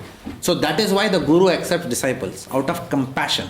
In fact, today in that same lecture, Govind Prabhu was saying, every time the spiritual master initiates, one big initiation happens, immediately his health goes down after that. Immediately health is going down. He has to go be hospitalized or something like that. And this phenomenon we have seen. We have seen His Holiness Jayapataka Swami Maharaj. We have seen his health. This is just it's very clearly, he doesn't have to undergo surgery. He is a pure devotee of the Lord. His body is completely spiritual, right? But this is the sacrifice of a pure devotee of the Lord. Like that. So now when this Ashtanga yogis, when they come down, that fan is going cutter, cutter, cutter, cutter. Right? So they are demonstrating some remnants of that power. But what happens? With time, what happens? They are very scared. Now people are calling them as they are in the limelight. For anyone in the limelight, not being in the limelight is as good as death. You and I may say, oh, nobody glorified me. Usme kya hai? Main thodi bada aadmi hu. But you ask the big man, you ask a film star. Film star always pay the media. Many film stars do that. To always be in the मेरे बारे में खबर छापते रहना कभी भी. I must be in the headline somewhere. Either I have married someone, or I have divorced someone, or I have married and then divorced. Either I have gone to Kulu Manali, or I have slapped somebody. You publish, but somehow you publish. Keep me in the news all the time, like that. So therefore, for a person who is attached to prestige, such a person cannot come down below that level. That is why even in devotional life we say, the more and more we are attached to, we get used to comforts, we cannot reduce our standard of living. It's very difficult to bring down standard of living. Because happiness is ultimately, what is the happiness equation? Number of Desires fulfilled divided by total number of desires. Okay. So it is very difficult. Once we keep on increasing our standard of living, it's very difficult to come down that platform. In fact, even in devotional service, as preachers, and there are many preachers in this room, if we are getting used to the fact that we are used to being recognized in the community because we are counselors or preachers or whatever, then sometimes it becomes very difficult to come to the temple as a normal devotee. Now this is something, it is actually very difficult to come to the temple as a normal person. And sometimes you look at, for example, you look at a person like Johnny Prabhu, and Mangala, we observe him, Jai Jagannath Prabhu. The way he is such a simple person. And then you're thinking, oh my Lord, when will I get that kind of mood? I saw him for the first time when he entered this temple. You remember that? He was Keshav Prabhu's class. He came and sat in this very chair where Rajbhava Prabhu is sitting. He's coming and he was just looking, and he came directly for Bhagavatam class. At that time he had some long hair and some peculiar look. And then now where is he now? Hardly 2 years I think it is. He has taken saffron. So this is called a simplicity, which means in the previous lifetime, it is just that it has manifested. He was very advanced stage. Look at him, the way he chants. Amazing. And very, very gentle, humble. No desire for any recognition. Every person he talks to, he's smiling so ecstatically. Haribol, bro, Haribol, please give me your blessings, please give me. It's very difficult to be like that once we are in the position of either taking all these hats, preacher, counselor, Bhakti Shastri teacher, Bhakti Vaibhav, Vedanta, and what not. With all these hats, sometimes it becomes very difficult to come as a normal person. But there are great devotees who are like that. For example, for me, since I'm talking more about Govind Prabhu all the time, I have seen this personality. This personality is way beyond, highly self-realized person, but will come and talk like a very normal, ordinary. He clap your hand or talk very normally like that. So devotees, all of us, including myself, we all have to keep this desire for puja and pratishtha, desire for recognition, being our when we say something, our views must be respected, and because we are leaders, and this has got nothing to do with bhakti. So we have to constantly remind ourselves that at the end of the day, we are only servants of our spiritual master. Not only we are servants, we are representatives of our spiritual master. So the way we conduct ourselves, the way we behave through our words, through our actions, through our gestures, it could even be the movement of the eyebrows also, or the facial expressions. Then we have to remind ourselves that I am representing my spiritual master, like that. And when we are constantly reminded, then it becomes little bit easy than when we are not reminded of that fact. So therefore, continuous hearing of lectures will keep us in that mood. That's why the lectures hearing is very, very, very, very important. Because otherwise what will happen is very easy to come down into the lower modes. Because of chanting will push us up during the day. But as the day progresses, then we come down to the modes of passion and ignorance. Again we have to lift ourselves. So keep lifting till it becomes our nature to be like that. Jai Jagannath Prabhu. That should be our natural way. Always. I remember in our own life, we remember when we were in Toronto, those were the days I sometimes very think, at minus 40 degrees centigrade it used to be outside, and we went and we were hankering for association. Is there any devotee? Is there any devotee? Kidhar bhi, anywhere the program is going on. Remember that? We used to fall down on the road, slip down because there was no car, nothing. We didn't know anyone in the country. Because of the snow, you can't even walk. And night time in the tram, going on the road, which lane, nothing we know. But going. I yearn for those days, and when we go into the program, people will ask you, who are you? And invariably, we had no qualms in saying that we are actually neophyte devotees, we have just come. And everyone used to welcome us. Oh, please come. So much love they used to give us. Because what we did was, we genuinely believed that we are neophyte devotees at that stage. Now it is very difficult. Now when you go, then invariably you have to say, actually, I am a Bhakti Vriksha cell leader in that place, I have come, yeah, I know, I have done Bhakti. And then devotees will also recognize, oh, Prabhu, he is senior devotee. Prabhu, wow, aap to senior devotee ho, like that. But then we will not get the mercy. We will get recognition, but we will not really be able to get the mercy. That mercy which I received at that time, I have to go back into that consciousness to be able to receive that same amount of mercy of devotees at the time. Because we genuinely regarded every devotee as a senior. But now we have, ye to abhi aaya hai bhakti mein and all that. This is blocking. This is a big mental block. We have to overcome. It has got nothing to do with bhakti. Bhakti means always being in the mood of das, dasanudas. Of course, it doesn't mean that if a person is walking in, with drugs into the temple, then you say, Hari Bol, Prabhu, I am dasanudas. We have to also use our intelligence, how to apply this principle. So prema, maitri, kripa, upeksha, yaha karoti samadhya. You have to really understand how this principle. So, therefore, it is required for us to always take counseling from a senior devotee. As much as we are counseling people, we are serving the people who are relatively newer in Krishna consciousness. So that balance has to be there. Otherwise, we will also get the mood of the Ashtanga yogis and get diverted in the whole process of bhakti, and it will land us somewhere else. Instead of leaving our body as a pure devotee, we will leave our body as a senior devotee. Who cares? Krishna doesn't want senior devotees, he wants pure devotees. Correct, no? So therefore, you have to remind us. I have to remind myself. Like that. Because this desire is very difficult to overcome. So, when these people, Ashtanga yogis, they are used to all this puja and pratishtha, and now they see that what gave them this puja and pratishtha, that foundation is now a bit shaky. What they do is they still have to somehow be. Therefore, Prabhupada says they get into philanthropic activities.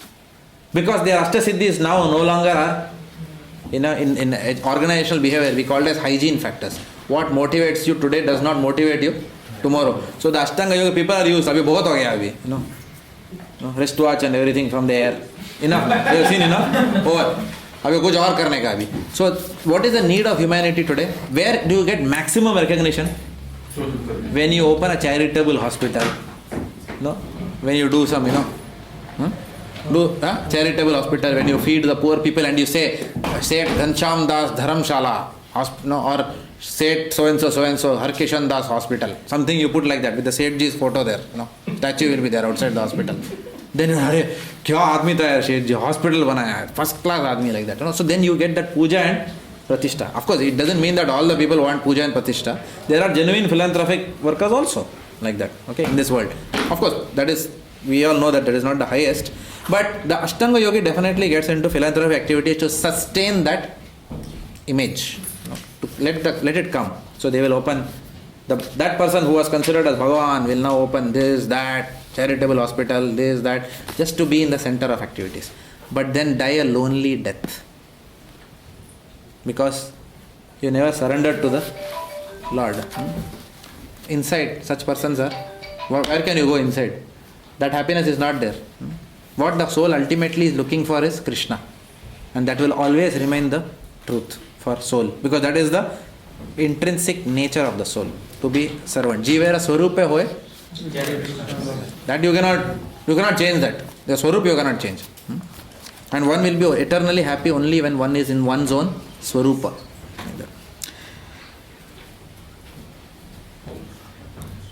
In 12.13.1 Srimad Bhagavatam, you may note down, Srimad Bhagavatam 12th canto, 13th chapter, text 1.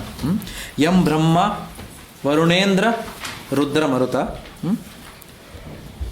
Shunvanti Divyaistavai. In that there is a sequence of verses which there.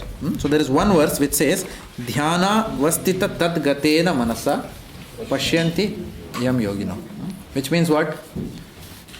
Lord Brahma is saying all those yogis who are doing this dhyana yoga, ultimately, my dear Lord Krishna, you are the object of that meditation, whether they know it or whether they don't know it. Ultimately, the object of meditation is what? Dhyana avastita tat gatena manata pashyanti yam yogino. You are the ultimate goal. So the goal of all yogis is ultimately attaining the Supreme Lord. So let me read that.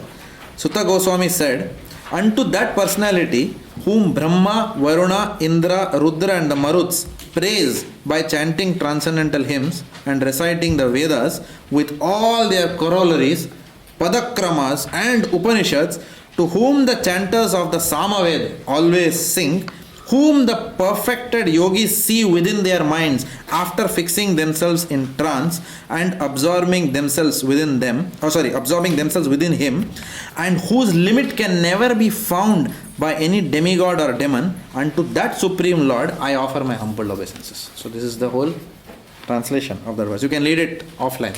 12.13.1. So a devotee knows the constitutional position.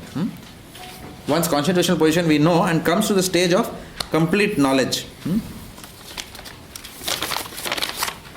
Let's read 3 and 4.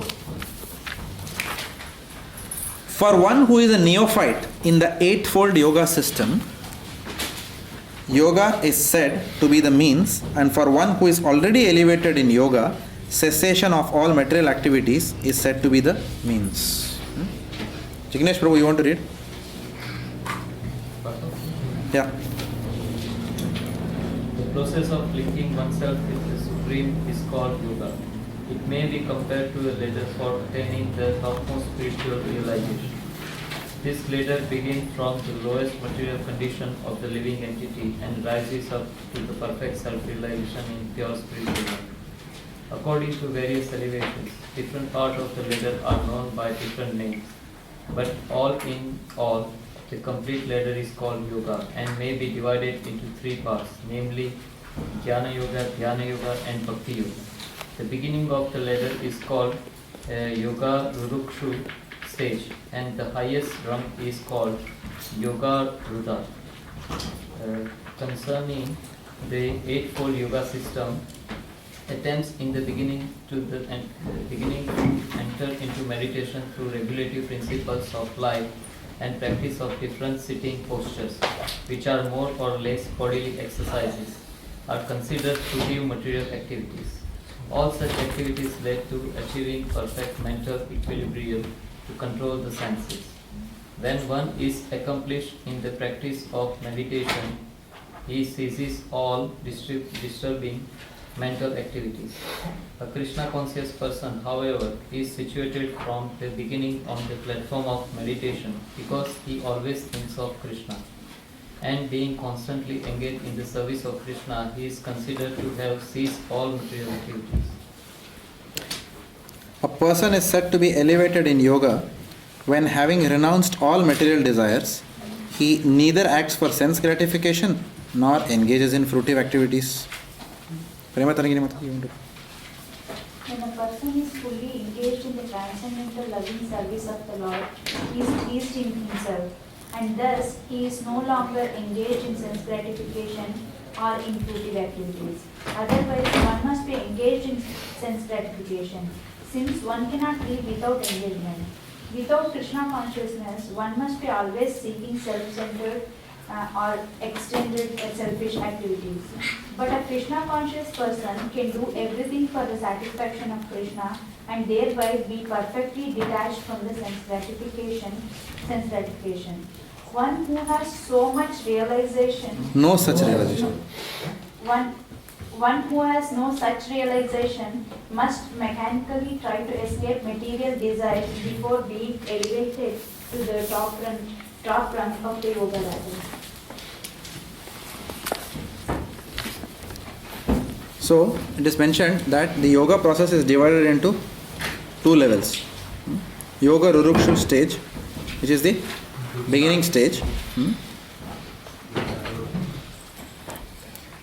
where one has to perform one's prescribed duties.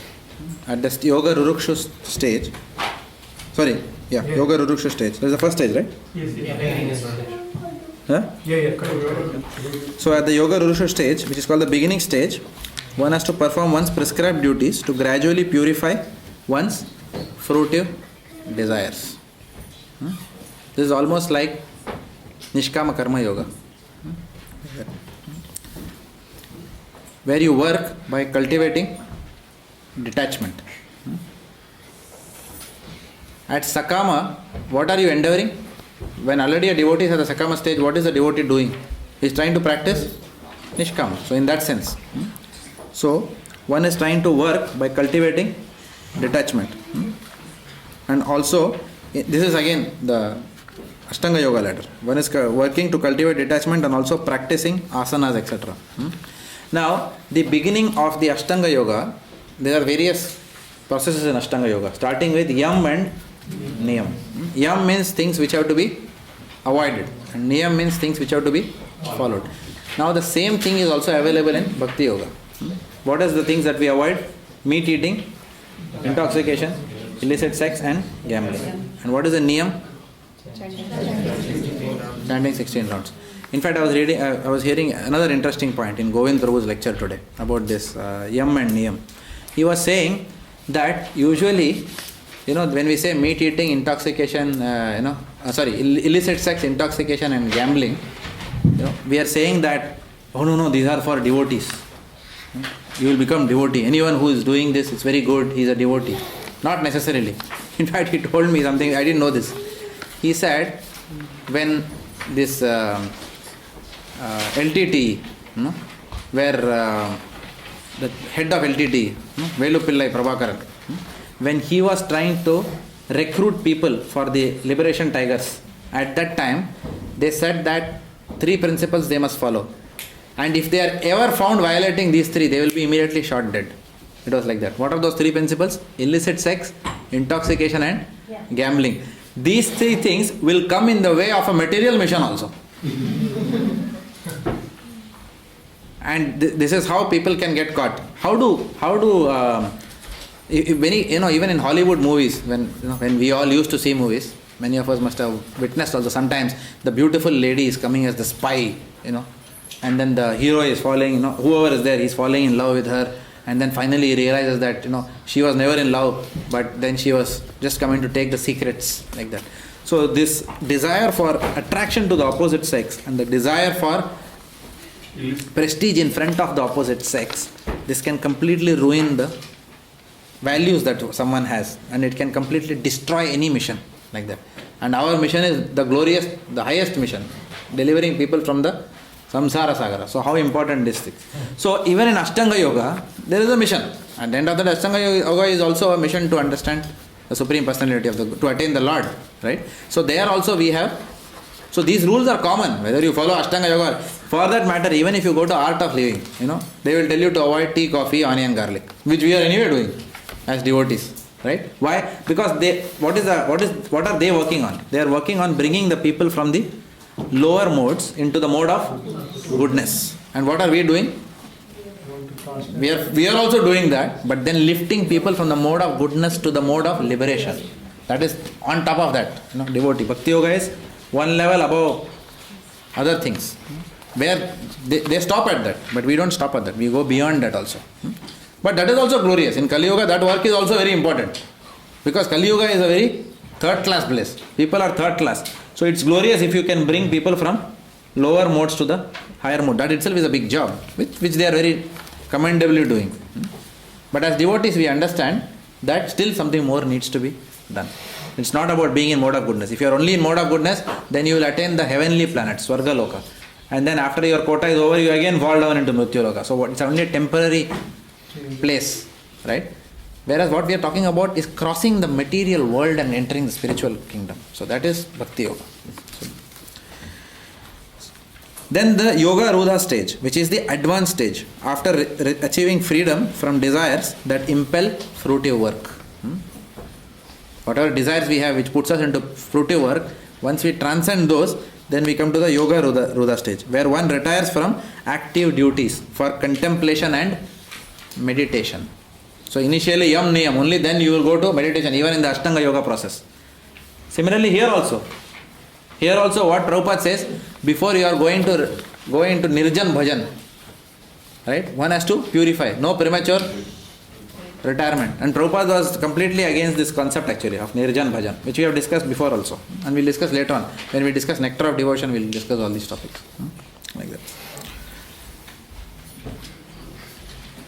So at that point in time, in the advanced stage, then you stop working and enter into the Dhyana stage. Like that. Then you stop working and enter into the Dhyana stage.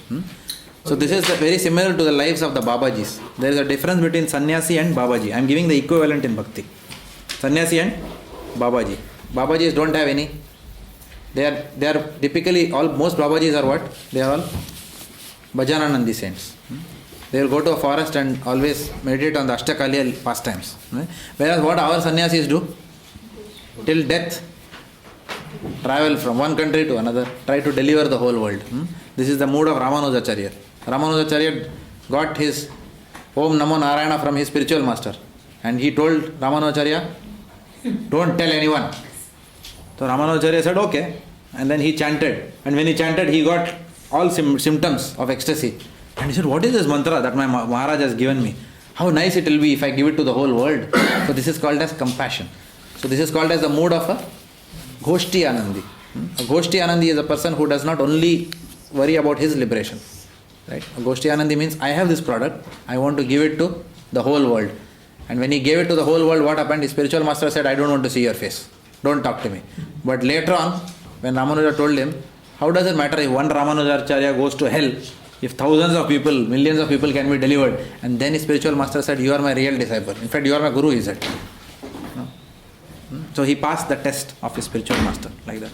So this is the mood of Goshti. But Bhajananandi saints are also glorious. We have to understand. It doesn't mean we start looking down on Bhajananandi is a very great position. Not everyone can become a Bhajananandi saint, right? They are glorious, right?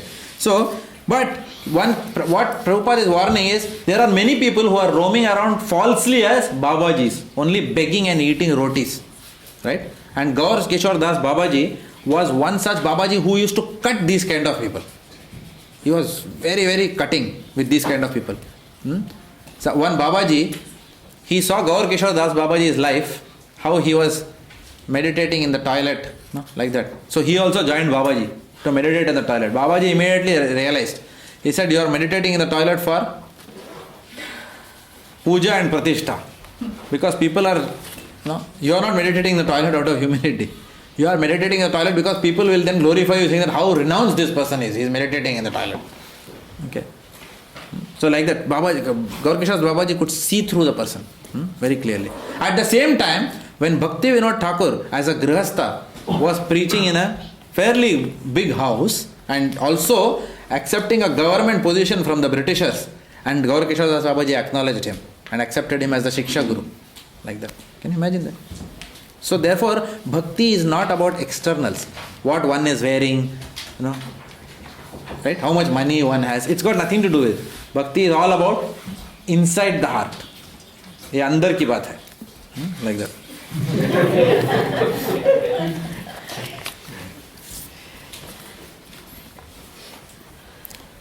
So in Krishna consciousness, so Prabhupada is bringing out this point that after doing all this, then they start meditation in Ashtanga Yoga.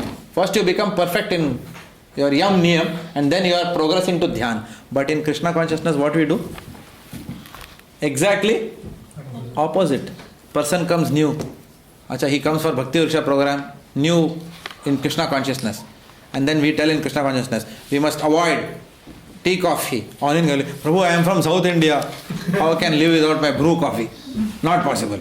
So what we tell them? Do we tell them? No. You must not touch brew coffee, otherwise you'll go down to hell. No, we don't tell like that. Otherwise nobody will come for the program. Correct, no? So what we tell? No problem. You drink brew coffee, you drink Nescafe, any coffee you drink. But one round of chanting. Because what will happen? By starting meditation, you will come to the platform of being able to follow Yam and Niyam. That power you will get only by meditation. So there what they are doing, they are trying to control their senses by their power, and having controlled their senses, they are meditating on the Lord. What we are doing, we are right from day one, we are meditating on the Lord and asking the Lord, you please help me control my senses. So that is the difference between, you see the approach between Ashtanga Yoga and Bhakti Yoga, how they are different. So that's why Bhakti Yoga is very sulabham, it's very easy process for Kali Yoga, like that.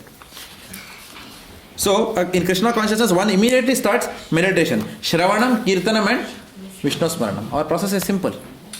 Hearing from sannyasis, Shravanam, Kirtanam, always chanting and remembering Krishna throughout the day. Plus, we also do services. We also do services, Nishkama Karma Yoga, purely for the pleasure of the Lord. And when do we do services? We do services again in the beginning stage, not later stages. Now you can start doing some services. No, not like that. Nobody will tell us, Prabhu, are you completely free from sex desire? Then you can start service. No, there will be no service in the temple. Very few people will be there. Maybe Johnny Prabhu will be there. Jai Jagannath Prabhu. Okay. Very few people will be there like that. And many other Prabhus, of course. There are many others who are there like that. Okay, but so it will become very difficult. So there are no restrictions put, except we encourage people to chant. And as we chant offensively and then go to the reduced offensive stage of chanting, then we will start seeing the changes in our own life and behavior and getting more control over things like that. One must deliver himself with the help of his mind and not degrade himself. One must deliver himself with his mind and not degrade himself. The mind is the friend of the conditioned soul and the mind is his enemy also. Mana eva manushyanam karanam bandha mokshaya. The mind is the one which binds us in this material world, and the same mind, when you make it your friend, will also deliver it. Did I mention about Manas Shiksha? If all of you get a chance, you can just read that book, Manas Shiksha by Raghunath Das Goswami. Manas Shiksha is a book which Raghunath Das Goswami, he is having a conversation with his mind. The whole book is that. My dear mind, he is writing. He is writing to the mind. There are some 8 or 10 prayers he has written to his own mind. Of course, his instructions are different than the instructions which somebody like me should give to the mind. His problem is completely different. His problem is that, oh mind, why are you, hankering for another third house or second house in Melbourne? No. That is our mind's problem. But here, where should I invest? Dear mind, you are always attracting me to newer and newer, car models, whatever. That is our problem. But his problem is different. He is saying, my dear mind, don't please take me to the 400 form of the Lord. When I close my eyes, I should not see the Narayana feature of the Lord. I must only see the bending form of Lord Krishna with his flute, the peacock feather on his head, the blue form like that. Now he is mentioning it. So that is his problem. That is not our problem. So it's an advanced book, but you can read it. Instructions to the mind. He's telling mind, become my friend for this purpose. Don't deviate me from my rasa with the Lord like that. This is Raghunath Das Goswami. So one must deliver himself with the help of the mind and not degrade himself. The mind is a friend as well as the enemy. For him who has conquered the mind is the best of friends. For one who has conquered the mind is the best of friends. But for one who has failed to do so, his mind will remain the greatest enemy. Greatest enemy. सबसे बड़ा शत्रु कौन है अपना? Inside or it's not outside. It's not Osama bin Laden. It is not Dawood Ibrahim. Our biggest problem is what? Our mind. We can escape all these people, but we cannot escape our mind. We can put 10,000 bodyguards all around our house. We can make radar system in our house, but we cannot escape our mind. This mind will still pull us to the lower modes of material nature. So this is our greatest, but the same mind can deliver us also. Because mind is the cause of attachment. Mind is the cause of attachment. Prasangam ajaram pasam atmana kavayo viduhu sa eva sadhushu kruto moksha dwaram pavratam. Which means what? Attachment is something all of us will have. We have attachment to our wife, we have attachment to our house, we have attachment to our son, daughter, car, parents, bank balance, office, position. We have attachment to all these things. Social, what is that called as? Standing. Status. We are all status people like that. कितना attachment है ना mind को. So we all have all these attachments. All these attachments will be there at the initial stages of bhakti. So we cannot say don't have these attachments. Prabhu, why don't you give up these attachments? We don't preach like that. Neither where someone did not preach to us also like that. Prabhu, you have to give up your attachments. No, like that. नहीं हो रहा है ना, इसके लिए तो मंदिर में आ रहा हूँ. If I can give that, why I am coming here? Correct? So attachments will not automatically go away. Attachments have to be transferred. Because the nature of the soul is to be attached. Without attachment there is no love. Even in bhakti, attachment is one rung in the bhakti ladder. What is the bhakti ladder? Shraddha, sadhu sangha, bhajana kriya, anartha nivritti, nishtha, ruchi, and then asakti, and then bhava, and then prema. Attachment is asakti. So attachment is a proper ladder in bhakti. So how can we say, Prabhu, give up all your attachments? We cannot give up our attachments. We can only give up our lower attachments by adopting a higher attachment. We can only give up eating in Bengal Tiger. Bengal Tiger I am saying because that is a restaurant I know. Every time I go, I see that restaurant. We can only give up our lower desires to eat junk non-prasadam, provided we strictly get into the habit of eating only prasadam. Otherwise we'll go and eat in the nonsense hotels and be very proud that no, we go to hotels but we are vegetarian, Prabhu, like that. As if being a vegetarian is a big thing. Even monkeys are vegetarian. What is the big thing in that? Correct? Being a vegetarian doesn't mean we'll go back to Godhead. Tree is also vegetarian. Tree is also vegetarian, no? Do we want to be born as a tree? We are vegetarian. Oh yeah, you can take that birth. So goal of life is not vegetarian and being proud of being vegetarian. So therefore, the mind's attachment has to be transferred to saintly personalities. That is the point. That mind, which is otherwise attached to material things and to material relationships, to materialistic people, that attachment, if you transfer to saintly personalities, then it opens the door for liberation. Prasangam ajaram pasam atmana kavayo viduhu sa eva sadhushu kruto. अगर साधु के प्रति attachment कर लिया, so moksha dwaram apavratam. The door, the dwar for moksham will open out for us. So attachment cannot be overcome by forcefully, like that. Not possible. Attachment can only be transferred to saintly personalities, like that. So therefore, we don't simply tell people, give up your materialistic friends. What we tell people? Come to the temple, why? Become friends with devotees also. Then what will happen? Slowly you will start coming out of that relationship. And Krishna is also an amazing person. He will also expedite that process little bit.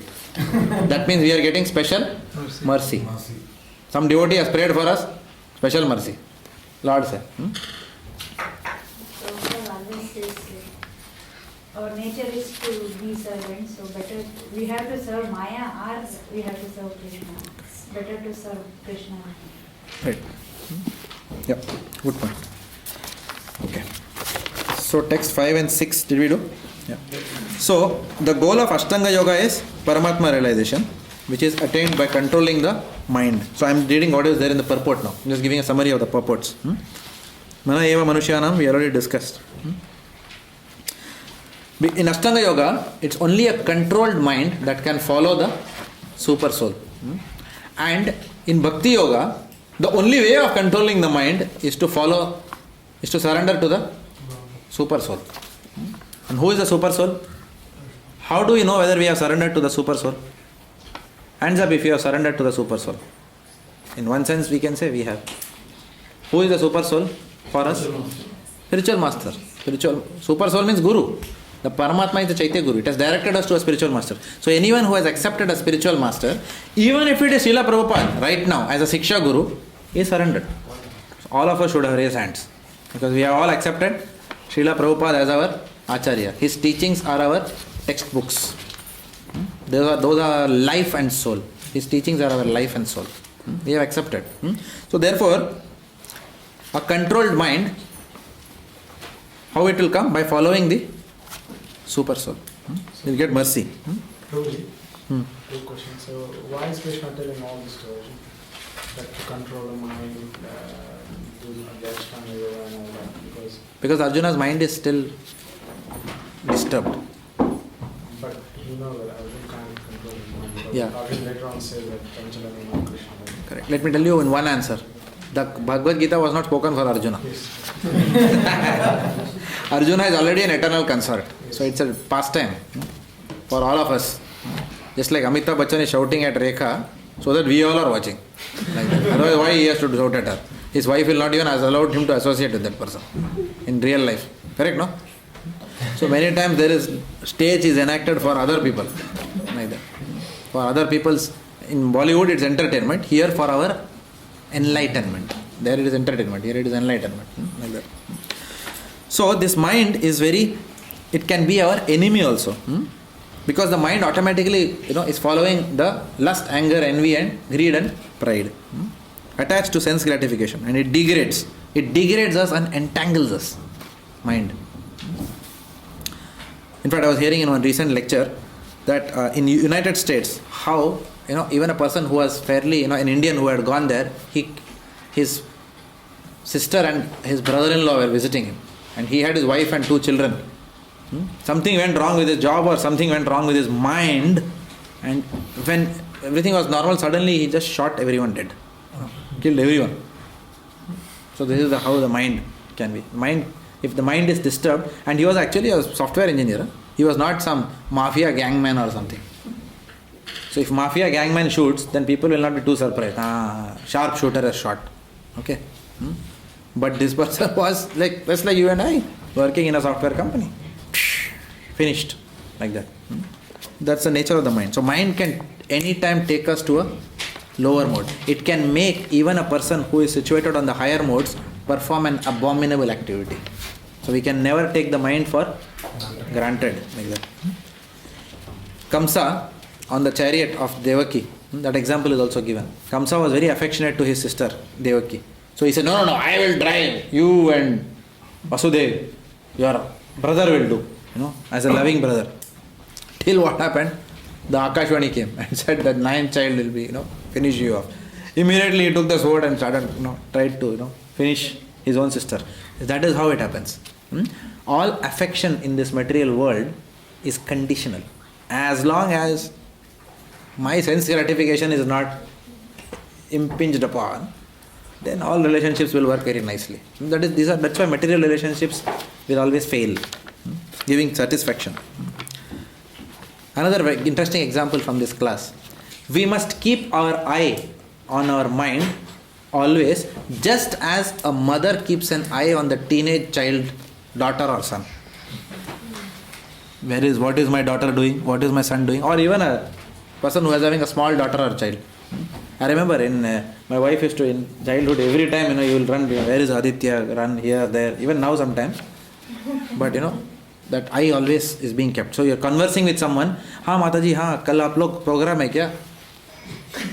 हाँ ठीक है, हाँ ठीक है. It's like that, almost like that. Your eyes are always there on the child, like that. So that kind of, so ladies will understand, that we must have towards our mind, what our mind is saying. We should never, always keep that mind in check, where it is taking. Kidhar leke ja raha hai, wapas aa idhar. Come back. Not going that direction. Come. Krishna Bhakti. Okay. Don't take me away like that. Another very interesting quote in that lecture was the deer. The deer, musk deer.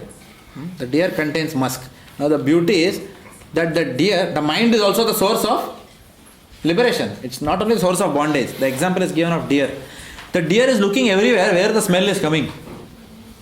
Musk smell. Oh, sab jagah dhund raha hai. But where is that musk? Inside itself. It doesn't know like that. So we don't know that the same mind which is inside us can also deliver us. So we need an external guru to tell us that. Boss, channelize that mind into the attachment. Mind should become now attached to Vaishnavas. That's why Vaishnava relationships is very important. If we have poor Vaishnava relationships, then we will not be happy in Krishna consciousness. Chehre mein 12:30 baja rahega hamesha. Like that. Then that means we are not enjoying Krishna consciousness. And when we don't enjoy, how will Krishna come? He'll come with a flute or what? He will also say, "Abhe kya 12:30 baja hai chehre pe?"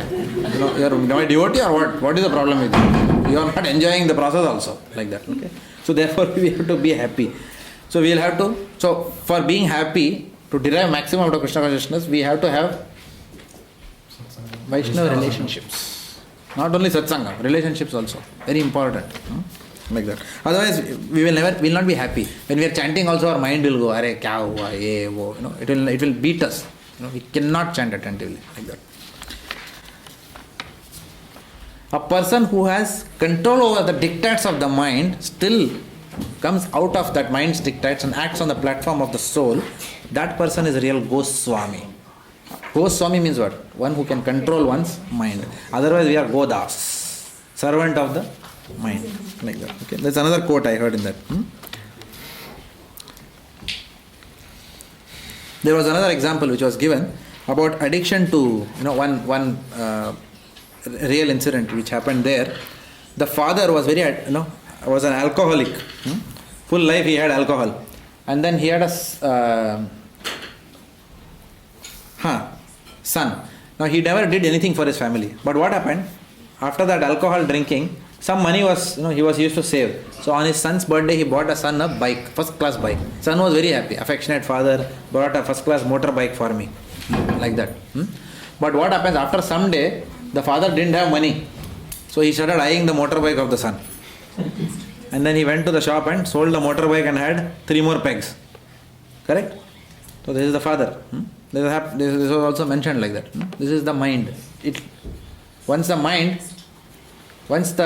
mind is used to sense gratification, then the mind will only want more and more sense gratification. So enjoying, again we have discussed this many times in the past, enjoying the senses is like pouring fuel to the fire, not pouring water to the fire. Enjoying the senses is like pouring fuel to the fire, not pouring water to the fire. Because there are many philosophies which have said, enjoy more and more sex. There was one guru who was there, bogus guru, who revolutionized the world. He said, enjoy as much sex as you want, so that then you will transcend it. By enjoying that, you will not transcend that. You will get only more and more bound by that, not transcend that. So these are all bogus philosophies. So Lord Krishna clearly tells Arjuna what is the correct philosophy. It is the mind which gives us the next body. Oh my goodness, I never knew it was. Stop. So we'll stop with this point. It is the mind which gives us our next body. Yam yam vapi smaran tyajanti kalevaram tam tam eva anteya bhavi bhavata. Okay. So whatever state of mind one is in, one attains that state at the time of death, one attains that state without fail. Example is given of Maharaj Bharat. Maharaj Bharat, perfect king. At the end, at the right time, he retired, leaving, he was an emperor. To an emperor to renounce his kingdom and go to a forest is, hold on, don't start packing as yet, because the noise is distracting. Don't start packing, please. Just hear this out and then we can. Okay. So the mind what happens? Sorry, I lost my connection. What was I saying? Yeah. So Maharaj Bharat was the emperor. He renounced his kingdom, went to the forest to meditate on the Lord. Now he said, I have nothing to do with the kingdom, I'll meditate. But in the process of meditation, he saved one deer. The mother deer was pregnant. It was jumping a river and then it delivered a baby deer. And the mother deer left the body. So he developed compassion on the baby deer and took him, kept the baby deer in the ashram, but slowly started getting attached to the baby deer. So much attached he was that Prabhupada writes that he started ignoring his spiritual duties. And which platform was Maharaj Bharat on in the ladder of bhakti? Bhava platform, not Anartha Nivriti platform. Which platform are we on? Anartha Nivriti. He was already 3 rungs above that, 4 rungs above that platform. And from that platform also his attachment got diverted to a deer. And then in the next lifetime, born as a deer. But then because that, of course, it's a Leela, but because of the past, Krishna gave him remembrance of his previous life. And then he went and served the sadhus and then attained his spiritual form. So, therefore, this mind, we have to really check it, where all it is getting attached to. Very carefully we have to check, because that attachment will bind us into the material world and be the cause of our next body and the next body and the next body and the next body. Eternally it will keep us in the cycle of birth, disease, old age and death. Solution is to, what is solution? Take that, not chant, that I know. In this context, what is solution? Transform the attachment of the mind from to the sadhus, saintly persons, and then it will deliver. The mind will deliver. Right? Okay. That is what is called as mantra. But chant is correct. Mantra means what? Mantra is that which delivers the mind. That is why we deliver the mind by mantra. Only by chanting we will be able to serve the sadhus. Otherwise we will not be able to serve the sadhus. And only by serving the sadhus we will be able to chant. So it's a two-way process. Someone asked one interesting question in our Bhakti Vriksha to Maharaj yesterday. How many of you attended Milk Park program? There was one interesting answer he gave on this. Anyone remembers that question? On this only, he said, what to do first? He said, if you can't do this, then you must serve devotees. Serve devotees. How can you control mind without chanting? Attentively or chant 16 rounds Should I? attentively. Yeah.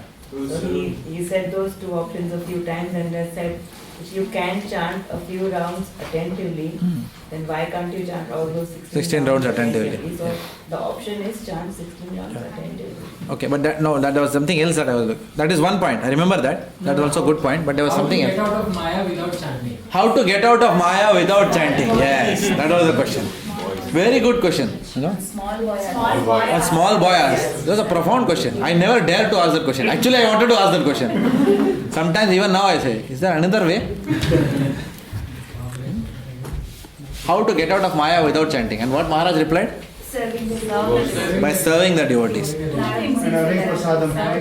having prasadam. And having prasadam. Then he gave Narad Muni's example. Shushusho Shraddha Dhanasya Vasudeva Katharuchi.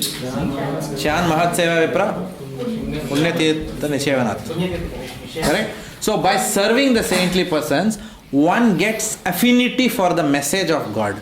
So when you do service to Vaishnavas, then your mind will become purified. You will want to hear more and more. You will get Katha Ruchi. Ruchi means taste for the pastimes of Krishna. And when you get that taste, then you will sit in lectures.